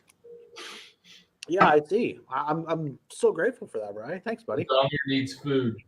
The tiger needs food. Hey, that's a great movie. Robin's got a great point. I didn't miss much with 16 Candles. There's Robin's comment. See? It had Molly Ringwald in it. That's all you need to know. Potty Princess is gonna get mad. That's her flick. She named my son after Jake Ryan. Nice. Okay, so if you want to go with that, have you ever seen? You know who Seth Enslow is? Crazy metal militia, absolutely insane motorcycle dirt rider. Oh, you guys let me down. Somebody just commented "Sleepless in Seattle." Denver? Have you seen "Sleepless in Seattle"? I've seen "Sleepless in Seattle." It's a total letdown. How about You Got Mail? Yes, I think so. Oh, here's a true test. Have you seen the movie Singles? No, I don't think so. You cannot call yourself a grunge fan if you haven't seen the movie Singles. Did he call himself? I know he's a grunge. The Usual Suspects? Any of that? No. Yeah. I mean, Who's Kaiser Sose? Come on, grunge bands, but I've always been. I mean, no offense, but dude, I've been. Besides some of the '80s rock band, I'm a big country music guy. You didn't go to school with Kurt Cobain in Seattle? Hey, Bri, he was from Aberdeen. Fuck off. And I'm sorry. Fuck you and your Seattle reference shit. I'm west of that shit. God damn. Wow, that's like a reference that will never die forever. I swear to God. Hey, if not, we're picking on Bodine's windshield. I mean, we have to have side chat humor. Come on. Oh, dude, it's been all freaking night. All the Seattle jokes. I'm not clicking on those. It's never gonna die. I know that, and thanks, Bri. We're just trying to help. That's right. Rom-coms brought to you by Crash Incorporated. Who is that? That has to be Drew for Dallas. Oh my gosh. Hey, that's right. And hey, Crashing, you guys, need some new comm units. They're now official dealer of Lexan. You know what we haven't talked about, Denver? How's your ass feeling tonight? Oh, when you sit on a wild cushion, it's like comfort all night long. That's all I got to say. Oh, it's so comfortable. It's like sitting on a cushion of air. It's fantastic. I didn't see that coming. I gotta be honest. I did not expect you to pull out a motorcycle cushion seat from underneath your office chair. I mean, I can't. You know what that tells me? What's that tell You you? don't watch any of his live streams. Oh shit! And now Shots we can- fired. And we can give Bert credit, and now we can call this the Bert and Ernie show. Fucking hell. Oh shit! Things just got. Somebody's getting a shanking. Oh, I just wow. oh, I don't know why I Bert, agree that was with awesome. live dude. stream nights in a row. That was awesome. I love that. Holy shit, that was epic. Wow. That On is, behalf of the state of New Jersey, I'd like to apologize for Denver's behavior. He's had too many Mocha Locas at the local Starbucks. It's Oh. just, wow. Hey, I can honestly say, buddy, I haven't hit up Starbucks in a long. I even have gift cards that I haven't used in probably a year for Starbucks. Maybe you could hit Starbucks when you go see the new Top Gun movie. Nah, That sounds like date night. Nah, date night would be a Friday night on Applebee's. Come on now. Oh, Jesus. Bougie. Fancy. Bougie lag. I'm, I'm Brad the Bougie Biker. I'm getting some merch made on that one. oh yes. Oh shit. Oh, I could do a whole motorcycle tour in Napa Valley. You're onto something. There's content for days right there. Hell yeah, you can go hit up all the wineries, dude. That would be like a week, a All month the worth of content. wineries.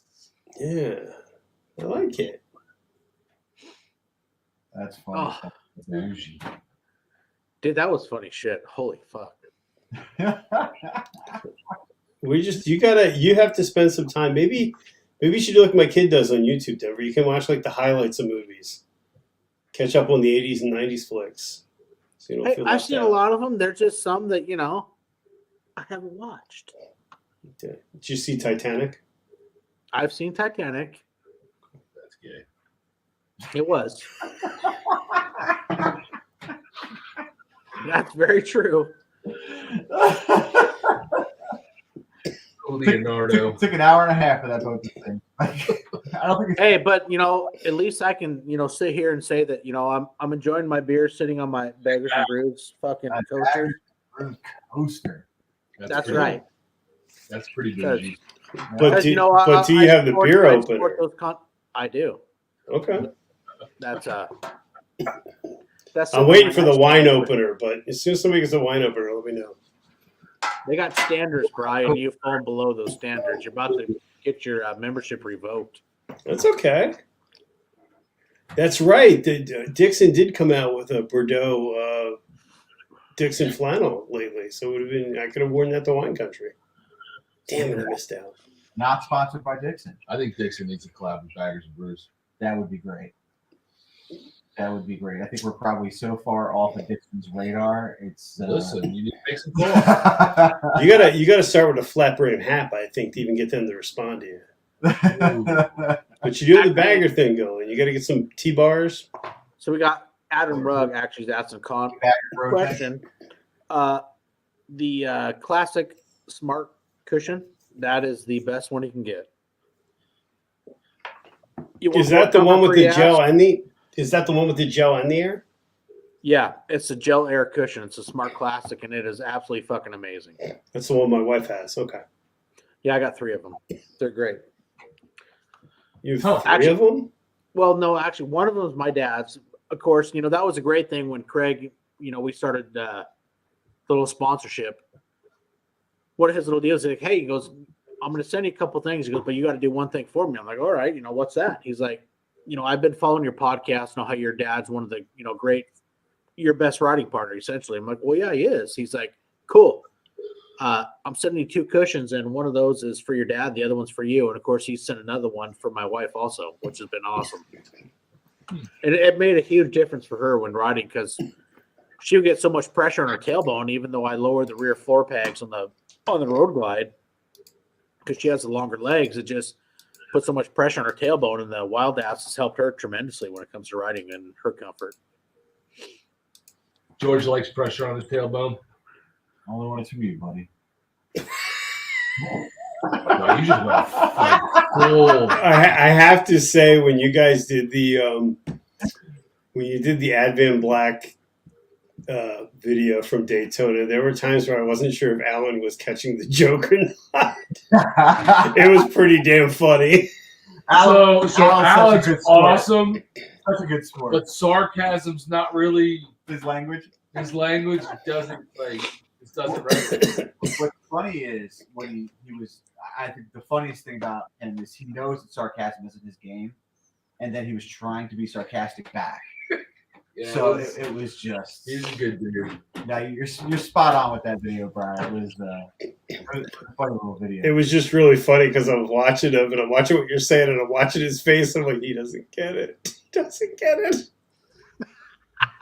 They were talking about Denver Vance. They were talking about riding 2 up, and you could. At one point, I wasn't really sure if anyone else got it. It was pretty funny. Yes, it was. Yeah, it was good joke. Yeah, they make great stuff too. They make really good stuff, and Alan is Alan's an awesome dude. And so is Steve. I mean, yeah, it's it's great. There's no place that you're getting the quality product like they are offering. Color matched, ready to bolt on your bike. That they're putting out. There's nobody doing that kind of quality. I just put more on my bike today. What'd you put on? I put on today the stretch tank cover and the color match dash console. How hard was it to do your console? Because I have to do mine. I'm kind of dreading it. On the tank? Oh, no, not that. The actual interfering. I'm sorry. Interfering is very hard, and we'll be doing it, but I'm terrified. Hey, way to be honest. That's awesome. It looks horrible. It looks like a nightmare. Steve from Sick Baggers says it should take a few hours. I think it'll take up, Nate? Weekend. I'm not looking forward to it. I mean, it's one of those things that we have the space. I mean, even when we did like his headlight and stuff, I mean, we just wheel the bike into my garage, take it apart, lay everything out for that. Something like the interfering is probably going to be, taking pictures of stuff before we take it apart, type of thing. And taking pictures is hugely important. Yeah, I don't have a garage to do it in, so if it goes to 2 days, I'm like, eh. Yeah. Well, Brian, come on, bring it on over to my house and we'll park it there and do it. Yeah, I'd like to. I got to do my bars first. I'm putting new bars on, and then I'll tackle the fairing. Yeah. So, but I appreciate that. That's a great idea. We got to pull part of your fairing, do your bars. Honestly, yeah, the lower part though. I think. No, I would do both those shots together. Yeah, doing one shot. Fuck taking apart twice. Yeah. Okay. Yeah, I would do both of those together. What bars are you going with? 16-inch fat bagger ink, 1.5-inch bars. They're really sweet. Right. They're fat bagger ink. Fat bagger ink. Okay. Yeah, so they're the same bars that I have now. Mine are 12s. I'm going to 16s, and mine are 1.25 inch. I'm going to 1.5 inch. I want 1.5 inch. They look menacing. I couldn't believe it when I took them out of the box. I was like, "Holy crap!" They make 2-piece bars, so they're easier to wire. I think when Brian's did it saved them like an hour in labor because it's faster. Is that what you think? You think 2-piece bar is faster to wire? That's what they say. I mean, I got the whole kit, so we'll see what happens. My clockworks are 2-piece, and I know they're not easy to wire. Well, no, are they 2-piece in the center though? No, two-piece. Yeah, you have the top. These are actually 2-piece in the center where they meet. Oh, really? And they claim it's easier to do. I know when Stars and Stripes, Brian's, whatever did it. Mm-hmm. It did save in time. Now, granted, that's a professional versus me, but it'd be fun to try. Be a good video. Yeah. Followed by, I can't believe I ruined my new bike because my handlebars fell off because I didn't do it right. But we'll see. Followed by 3 weeks later, my bike's still apart in George's garage.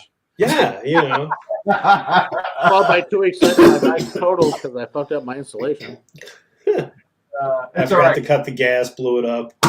Barb's knows exactly where my house is. They'll come pick it up for you. Well, that was my other thought too. There's a guy right down the street in Edgewater. I was like, well, worst case, if I get 75-80% done, I get stuck. I'll just have somebody pick it up. Yeah. Still got to be cheaper. So I'm looking forward to it. I think it'd be pretty cool. I got a trailer, Brian. We'll hook you up, man. I'm really excited to do it. I think it'd be pretty cool. Monkey, leave him loose so it's a damn motorized rowing machine. Why? Monkey doesn't like me all of a sudden again. I think he's jealous of all the viewership that Mrs. Monkey got. That's what I think it is. Dude, she busted over 3,000. She did. Over 1,000. Mrs. Monkey brings the rain. She did. That was absolutely fucking impressive. And she had bottle service the whole interview, which I thought was nice. Which was great. I had no idea that she had, hired a personal bartender to just run her drinks. Until the bartender guy took over the show.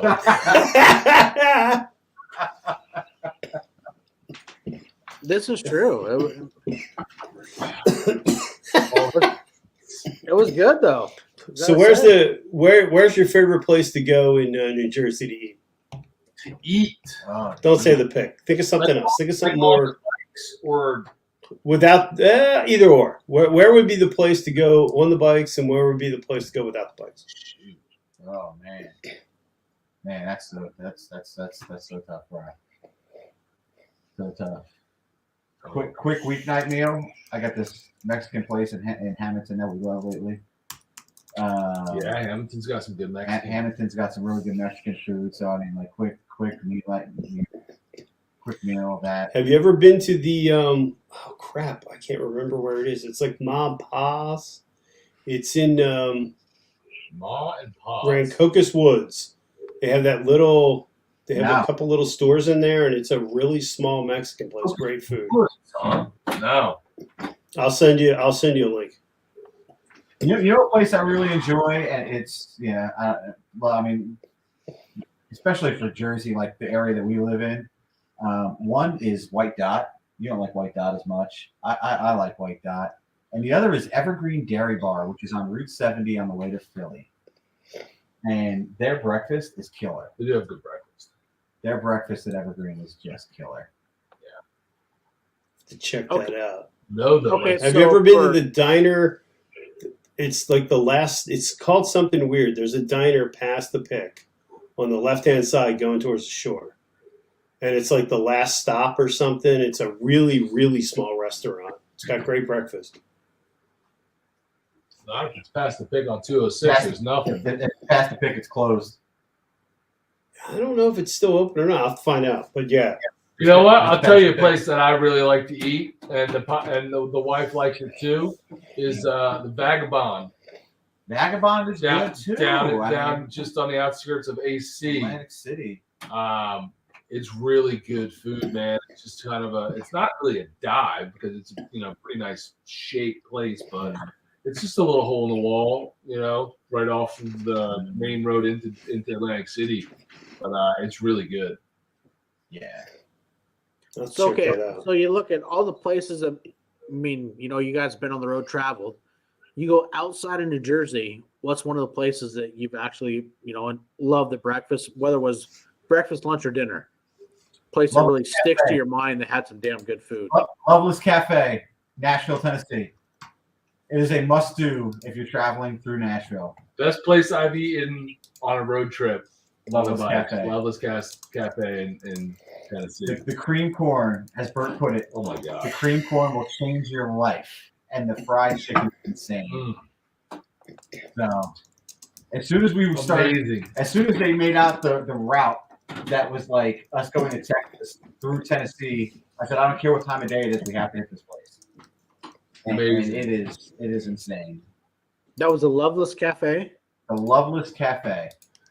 Listen, Monkey. Yes, we are wearing matching hats. And guess what? They didn't mess up our logo either. Like, the logo is exactly the way we asked for it. I'm just saying. Wow. And I just got, the warehouse here in Port Angeles. You guys want some awesome furniture in the Northwest? Hey, dude, the warehouse has you covered from furniture from without everywhere in the world. It's an awesome place. It's called the Warehouse Furniture, and they have everything you could imagine. And this actually, I was very fortunate. The owner ordered a bunch of hats. My boys work for him, and they're like, "Hey, I only got one hat. What do you guys think of it?" They're all, "Hey, it's awesome." Everybody's, "Well, who gets it?" He looks at my boys. He goes, "Your dad will take it home to him for his birthday." You can spend breakfast. So the great thing about the Loveless, just to circle back to that for a second, is it's on a great motorcycle road called the Natchez Trace, which is another nice, easy riding. It goes from Nashville, Tennessee, down to Tupelo, Mississippi. But if you're headed out that way, you can hit part of the Natchez on the way. I'll have to remember that place. I want to get out to Nashville badly. It's one of the places on my bucket list I just want to check out and visit. So how many hats do you have, Denver? You've got quite the collection. How many hats? Honestly, a couple hundred. Well, yeah, he's Pacific Northwest. I mean, it rains all the time. You got to have a hat. Exactly. Yeah. My wife gets pissed because I have boxes in the closet. We have an extra dresser, and I have a drawer or two full of hats in the dresser. My nightstand probably has 25 or 30 of them stacked on. Yeah. I got a lot of hats, and I've got rid of some. But, yeah, and my collection keeps growing. Piney Princess made a good one too that we went to a long time ago, but it was called the Roadhouse in Bastrop, Texas. They had amazing burgers. So any Texas folk, if you're in that area, check that out. See, that's awesome when you're out traveling, especially myself. I enjoy the back highways, and you find these little mom and pop places. And for us, with my wife and I and our family, with our boys doing travel baseball, our daughter doing horses and whatnot, we've been to so many, small towns, and through the years of, all the sports that our kids have done with, we found some amazing places and, little small hole in the wall restaurants and some of the places you just don't forget. So, now it's like you start venturing on the motorcycle more, say, hey, I remember this area. Let's head down here and, take a left down to Main Street, and there's a great place to eat. And, we found so much places, it's a lot of it's all from the activities that our kids did. And that's part of the beauty of the country, to be able to go someplace and get food that's local to someplace else that, just can't be reproduced, where you're at. And all that's, traveling by motorcycle. I mean, that's one of those great things that you get to do. Unless you're headed south of Dustin, it'll probably be a Cracker Barrel first stop. But it's fuck you, Brian. I'm just saying. Well, no, I think the best thing is to ask the locals where to go, because they always have the best places. No, I'm sorry. I was talking about this comment, Brian. Fuck you. And Dallas has a good point. No one's mentioned my Fainting Goat coffee hat. It is the best coffee around. Yeah, well, Dallas so Black Rifle. Go to the side chat, so that was enough. I mean, they did what, like 3 lives? They now have like 15 sponsors. They're living the YouTube dream. Yeah, this is true. They're hustling. And tomorrow night they have a very special guest. Queen Sit. Maybe. We'll see. I plan on being at a bike ride tomorrow night, so if I get back in time, I might be on there. Oh man, that's all right. I'll pound some beers with Brian before he rides. I mean, it depends how much the beer beats me up. He might not be, in shape that he wants to come. After he throws my bike into the lake, You should just drive your car. Nah, man. No. Hey, just cruise up there on your Bergman scooter, Brian. It'll be all right. DeBeard totaled my bike. That's got to be worth like 10K in views. I'll take one for the team. I got good insurance. It's all right. Especially when we do a thumb with your bike laying on the side and him standing on top of it on the bike. Exactly. Like, yeah, I think it'd be great. We could definitely do that for some clickbait. I mean, you put some rubber pads on the other side. It's fine. We'll go in the grass. We'll just go in the grass. Yeah, you stand on it. It'd be great. Get over. Or you can stand, Princess, or you can stand on the seat. Whatever. You got the Piney Princess curious about Route 32. I will throw my affiliate link down below after this. You guys want to order some stuff? Click on the link and order away. So what do they sell, Denver? Hey, they sell a lot of stuff, and actually Route 32 has we've kind of did a little partnership. He's helped sponsor the podcast, help promote his store. He's a growing new motorcycle store in New Hill, Pennsylvania, and got the affiliate link. And so if you guys are interested, after the show, I will post my affiliate link down underneath. You guys want to order some stuff, click that link. Help support us, a small new business, and also help support the podcast. It's a great relationship. Awesome. Yeah, it's a great store too. Great area. New Hope's an awesome biker area. New Hope's a nice ride. Yeah. I like North of New Hope. North of New Hope's a fantastic ride. Sitting in traffic in New Hope just flat out sucks, but what are you gonna do? Oh yeah, great, Brian. And now you got my wife joining in. She thinks, "Oh, your great '80s, '90s movie trivia is a great idea."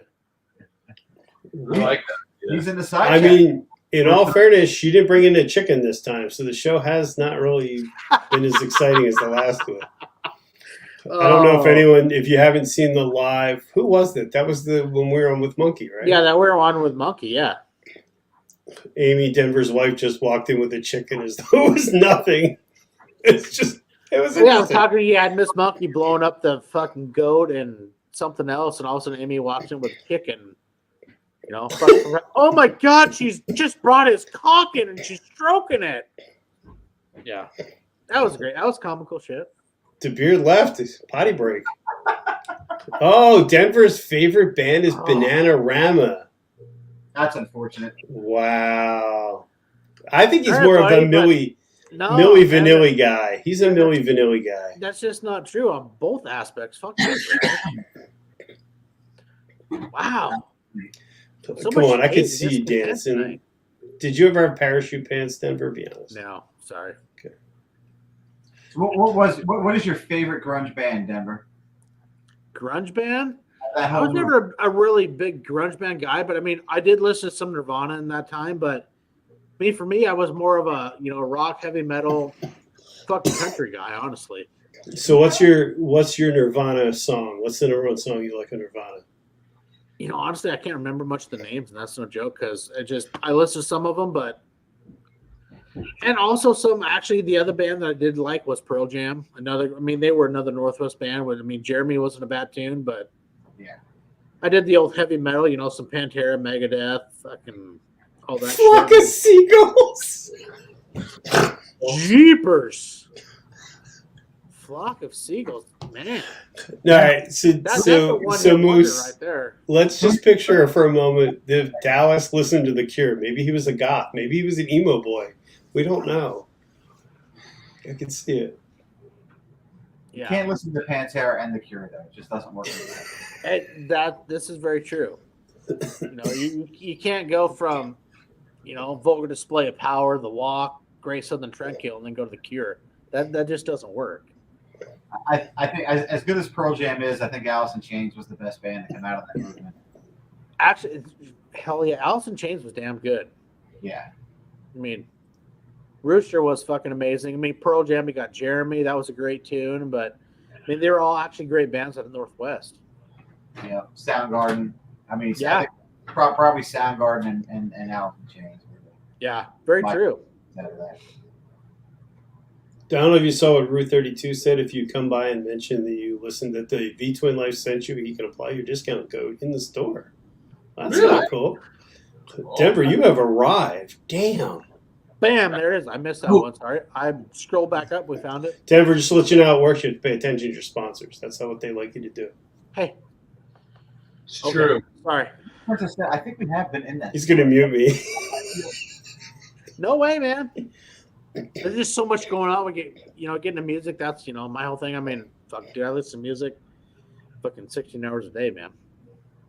When you sit in a truck all day long, driving back and forth, cruise out the podcast, you listen to music. From the Woodstock in '99, trailer. Are you aging yourself that much, Monkey? Here it comes. Was he covered in mud? Here it comes. Ask him if he's trailing. He's probably on the keyboard. Yeah. I don't have that much vacation time, you sons of a bitches. He drove us in Winnebago, okay? He's going to be like, send me the link. Send me the link, Denver. Send me the link. Oh, God. I'll teach those kids. He has disappeared. He's probably outside, like screaming at the top of his lungs. Oh, that's funny. Oh shit, that was funny. That was good. He's making Yeah, a video paid for right them. now of people that trailers. Oh shit, that's good. Yes, hold on, Adam. I'll throw the Route 32 website in the side chat. Hang on. That's cool. Yeah. Yeah, that's And after the episode, I will throw my the affiliate link down there in the description, and if you guys want to check it out, hey, hit that link and order some shit. And It's just cool to see a small business like that involved in podcasting, like the moto. That is cool. And the moto. it is very cool. You know, we've talked a few times, and you know, Dominic's a great guy that owns the store, and you know, it's really cool. You know, both of us being a small channel, he's trying to grow a store, and both of us working together can help each other grow. It's awesome. Listen, These man, the badass helmets. Those badass helmets are really cool. I know mine should be here very soon. I need a helmet too. I need a new half shell. Yeah. Did you get the one, Denver? Did you get the one with the diamonds on it? No, fuck no, Jesus, right? Just asking. I was just trying to help. Denver, where can I find your affiliate link? I don't have it off the top of my head. I know. Hold on, it's coming, buddy. Technical difficulties. Look at these guys. The silence is We didn't get out near New Hope for any riding last year. No, because 2 years ago we had the ticket fiasco, or 3 years ago we had the ticket fiasco. We had to come back. Ticket fiasco. Oh, what fiasco? They were like running us down because we had there was like a spot, Yeah. and there were like 3 bikes in a spot, but they were They're not real supportive of bikers. No, they're not. Like there's beautiful riding in that area. Town itself is not real biker friendly. I was pulling out a parking spot, and I gave the He gave it a little juice to because it was like the way we were parked, we're kind of like on a hill. It's like the road was like what do you call it? Crown. And so he had to give it a little juice to get back onto the road. And a walking cop came running over at him like, "You do that again, you're getting a ticket." What bothered me is he grabbed my shoulder. That's what bothered me. Like I'm on the bike and you're trying to get out of the spot and get into traffic, and all of a sudden somebody grabs your shoulder, and that I was like, that's just not. There we go. Yeah, because they used to have all the. I know for a while when you used to go into town, they had the cops there with the sound gauges. Yeah, I bet. Which was ridiculous. Yeah, I like the crack. Which isn't a problem because it's mostly a bunch of triumphs. A bunch of hipsters. Yeah, you will see more triumphs in New Hope than you see any place in your life together. Yeah, that's pretty true. But also some cool old early '80s sport bikes and stuff that you see people ride those bikes 3 miles into town, which is the most mileage that they see, probably riding some of that stuff. But it's He says that South Main has changed their parking and is more bike friendly now. Nice. No more noise testing. that's a good That's thing. good. That's a good thing. Because I know all through up Route 32, it's all signs about don't rev your engine, don't this, don't that. Well, that's just the wrong sign to have. It just makes it challenging. You guys been up to the River Gap? That's a nice ride too. Go through Easton up to the River Gap. Up to Easton, there's a couple good breweries in Easton. Mm-hmm. Yeah.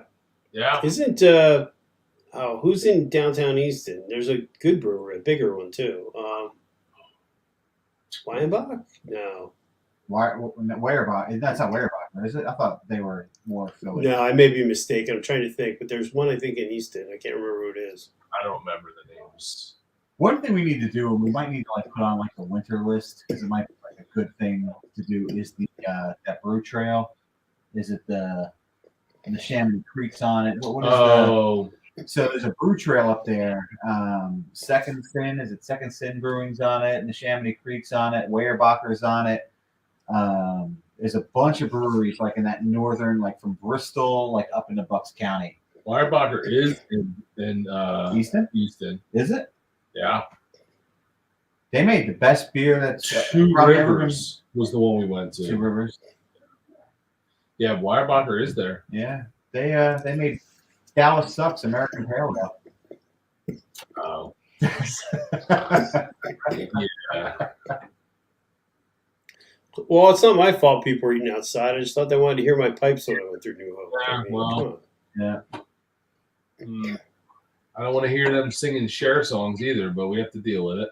Yeah, fair enough. No, Corey, it's a Gary. Okay, everyone knows that it's a Gary, not a bird. Stop.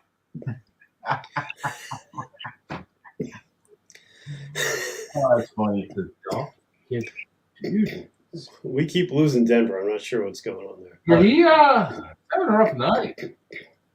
A little bit there. Well, you know, at the end of the day, he's not a professional. He's not committed to his craft. Just phases off. I don't know where he's going. So, what other breweries have you hit? What's a good brewery in this general area? It doesn't have to be super local. Our general area. What do you like? I mean, I like vinyl. You do like vinyl. Not everybody likes vinyl, but I like vinyl. Forgotten Boardwalk's good. Forgotten Boardwalk is in the area. I like Pinelands. Pinelands is good. I like Brotherton. Brotherton is great, and they did an Atco now. Great tap room, good beers. I mean, it depends. It honestly depends on what you're looking at. If you're a big IPA drinker, Go to Icarus. Hell not. pick your brewery appropriately. Like, go to Icarus. Go to Kane, go to Icarus. Go to three threes.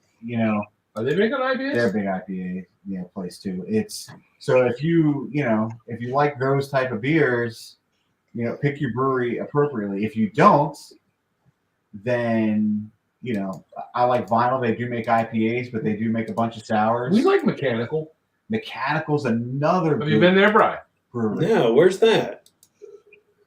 Off of 70, out 70 Cherry Hill. towards Cherry Hill, Yeah. right by where you would get on 295 on 70 in Cherry Hill. Yeah. If you know what I'm talking about there. Yeah, no, I haven't been there. I'm trying to think what local ones I've been to. It's off of a side street right by that Chick-fil-A there on 70. Yeah. He looks kind of lost, like he just watched the Breakfast Club. He's not sure what's going on. Well, Listen, we love Manafirkin. you took along Gary, so Manafirkin's good. Manafirkin is good. I want to get back at shit. Oh wait, they're having a share event in New Hope on May 21st. So it sounds like we need to go. What are they sharing? No, share is in the singer.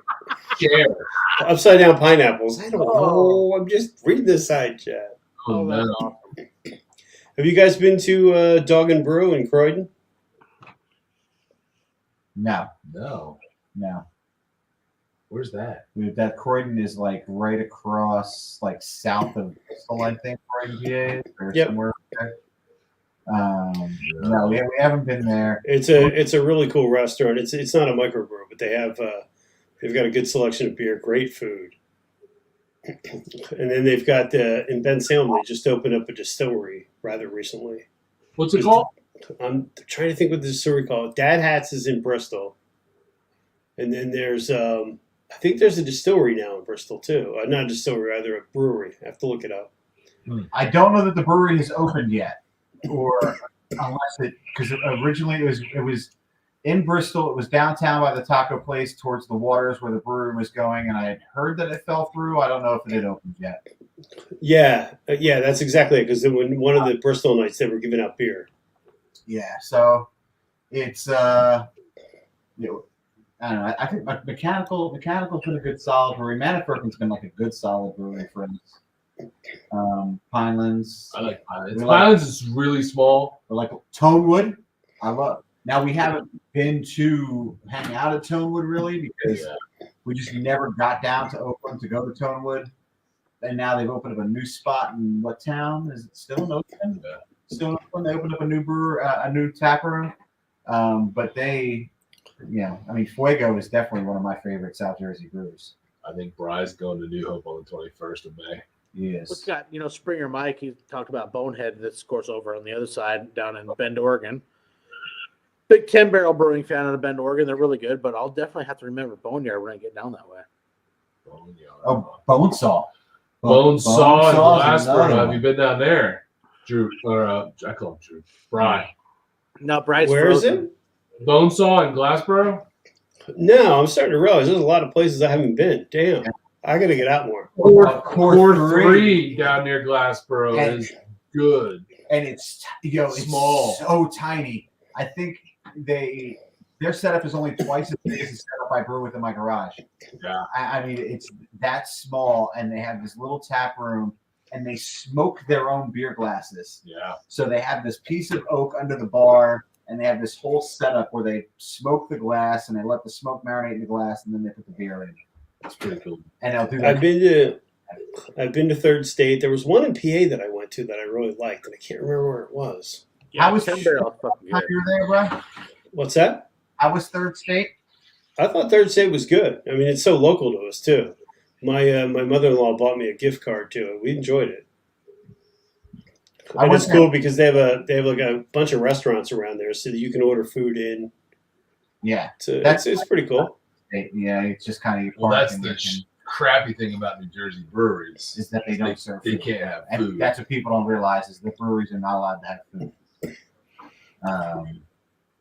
But It's we have terrible. Rustic Chimney Ales in Hamilton that just opened up. It is another place that does a lot of stuff that's not IPA based. Yeah, see, I'm not an IPA guy at all, so that's cool. Right. So if you're not Well, I IPA, mean, it's two-tone bikes. You don't usually have an IPA. there's plenty of stuff out there. Though. There you go. 2-tone bikes. I'm just gonna have to buy a Road Glide. It's a single color. I get it. I understand. That's it. My reputation is at stake. Yeah, once you hit that Shark Nation, you'll never go back. But what if I go purple, Shark Nation? We will not make fun of you. That's right. If you want to go purple, hey, there's nothing wrong with a little Purple Rain, all right? You do Wait, now have you seen that movie? Yes. Okay, just checking. Just checking. Ferris But Bueller's for Day your mic, Off. yes, 10 barrels in Bend, Oregon is fucking awesome. I did have a beer podcast a while back, and 10 Barrel actually sent me a lot of beer to review, the Hop Project, when they came out with Volume 1. That was some good shit. Beer Yes. Michael Bike says, can they have food trucks in New Jersey? And they can have food trucks. They can have events like so many times a year, but they can have food trucks. And most of them also have menus of the restaurants that are around them. And then you just order food and bring it back. So that's kind of it, which isn't the worst thing in the world. No. But I feel like because they don't have food, the beer is really good at most. I kind It's of feel gotta like, be because the food's not keeping you there. right. The you know? food's not going to keep Yeah. you. And I mean, not to not. I mean, we've gone to places in PA that don't have food either. Like Second Sin didn't have food. True. You know, I think those are few and far between though in And- like and- other states. in other states, I just feel like some of these places. What's up, Russell? Hey, Russell. That What's beer going on, Russell? is in business. Yeah. You know, so they can't mess around. I like the people. Well, that's it. You know, I mean, when you can put out great quality beer, sometimes the food might be the greatest, but you know what? The beer is damn good. Yeah, Have you been to Double Nickel, I assume? Yes, I have. I have. Yeah, it wasn't bad. I have not been to Double Nickel yet, but I like their Vienna lager. They make that's I don't like the Vienna You don't like lager. the Vienna lager? I like the Vienna I lager. think I have some upstairs. It's been there for like 2 years. Hey, you know, Bry liked a great lager from Northwest when I sent him some Rainier. He fucking liked that shit. The Rainier was good. It was a lot like Yingling. It's good in You the can bottle. just- It ain't so good in the fucking can. I'll tell you that. Tell you what's I'm cool not a about can it. guy. Me What's been neither. one of the coolest things about us and our channel is our subscribers sending us beer. Yeah. We've had so many of our subscribers send us stuff because of the beer reviews and stuff that we do. We get to try this beer from places that, you know, we don't get to, like Iowa and stuff like that. Like, Yeah. it's pretty cool. Virginia And and Virginia. We got some Michigan. pretty awesome subscribers, man. Hey, we'll have to hook up in the green room after this, and you guys have to send me your address. I'll send you some fucking Northwest beers. That would be cool.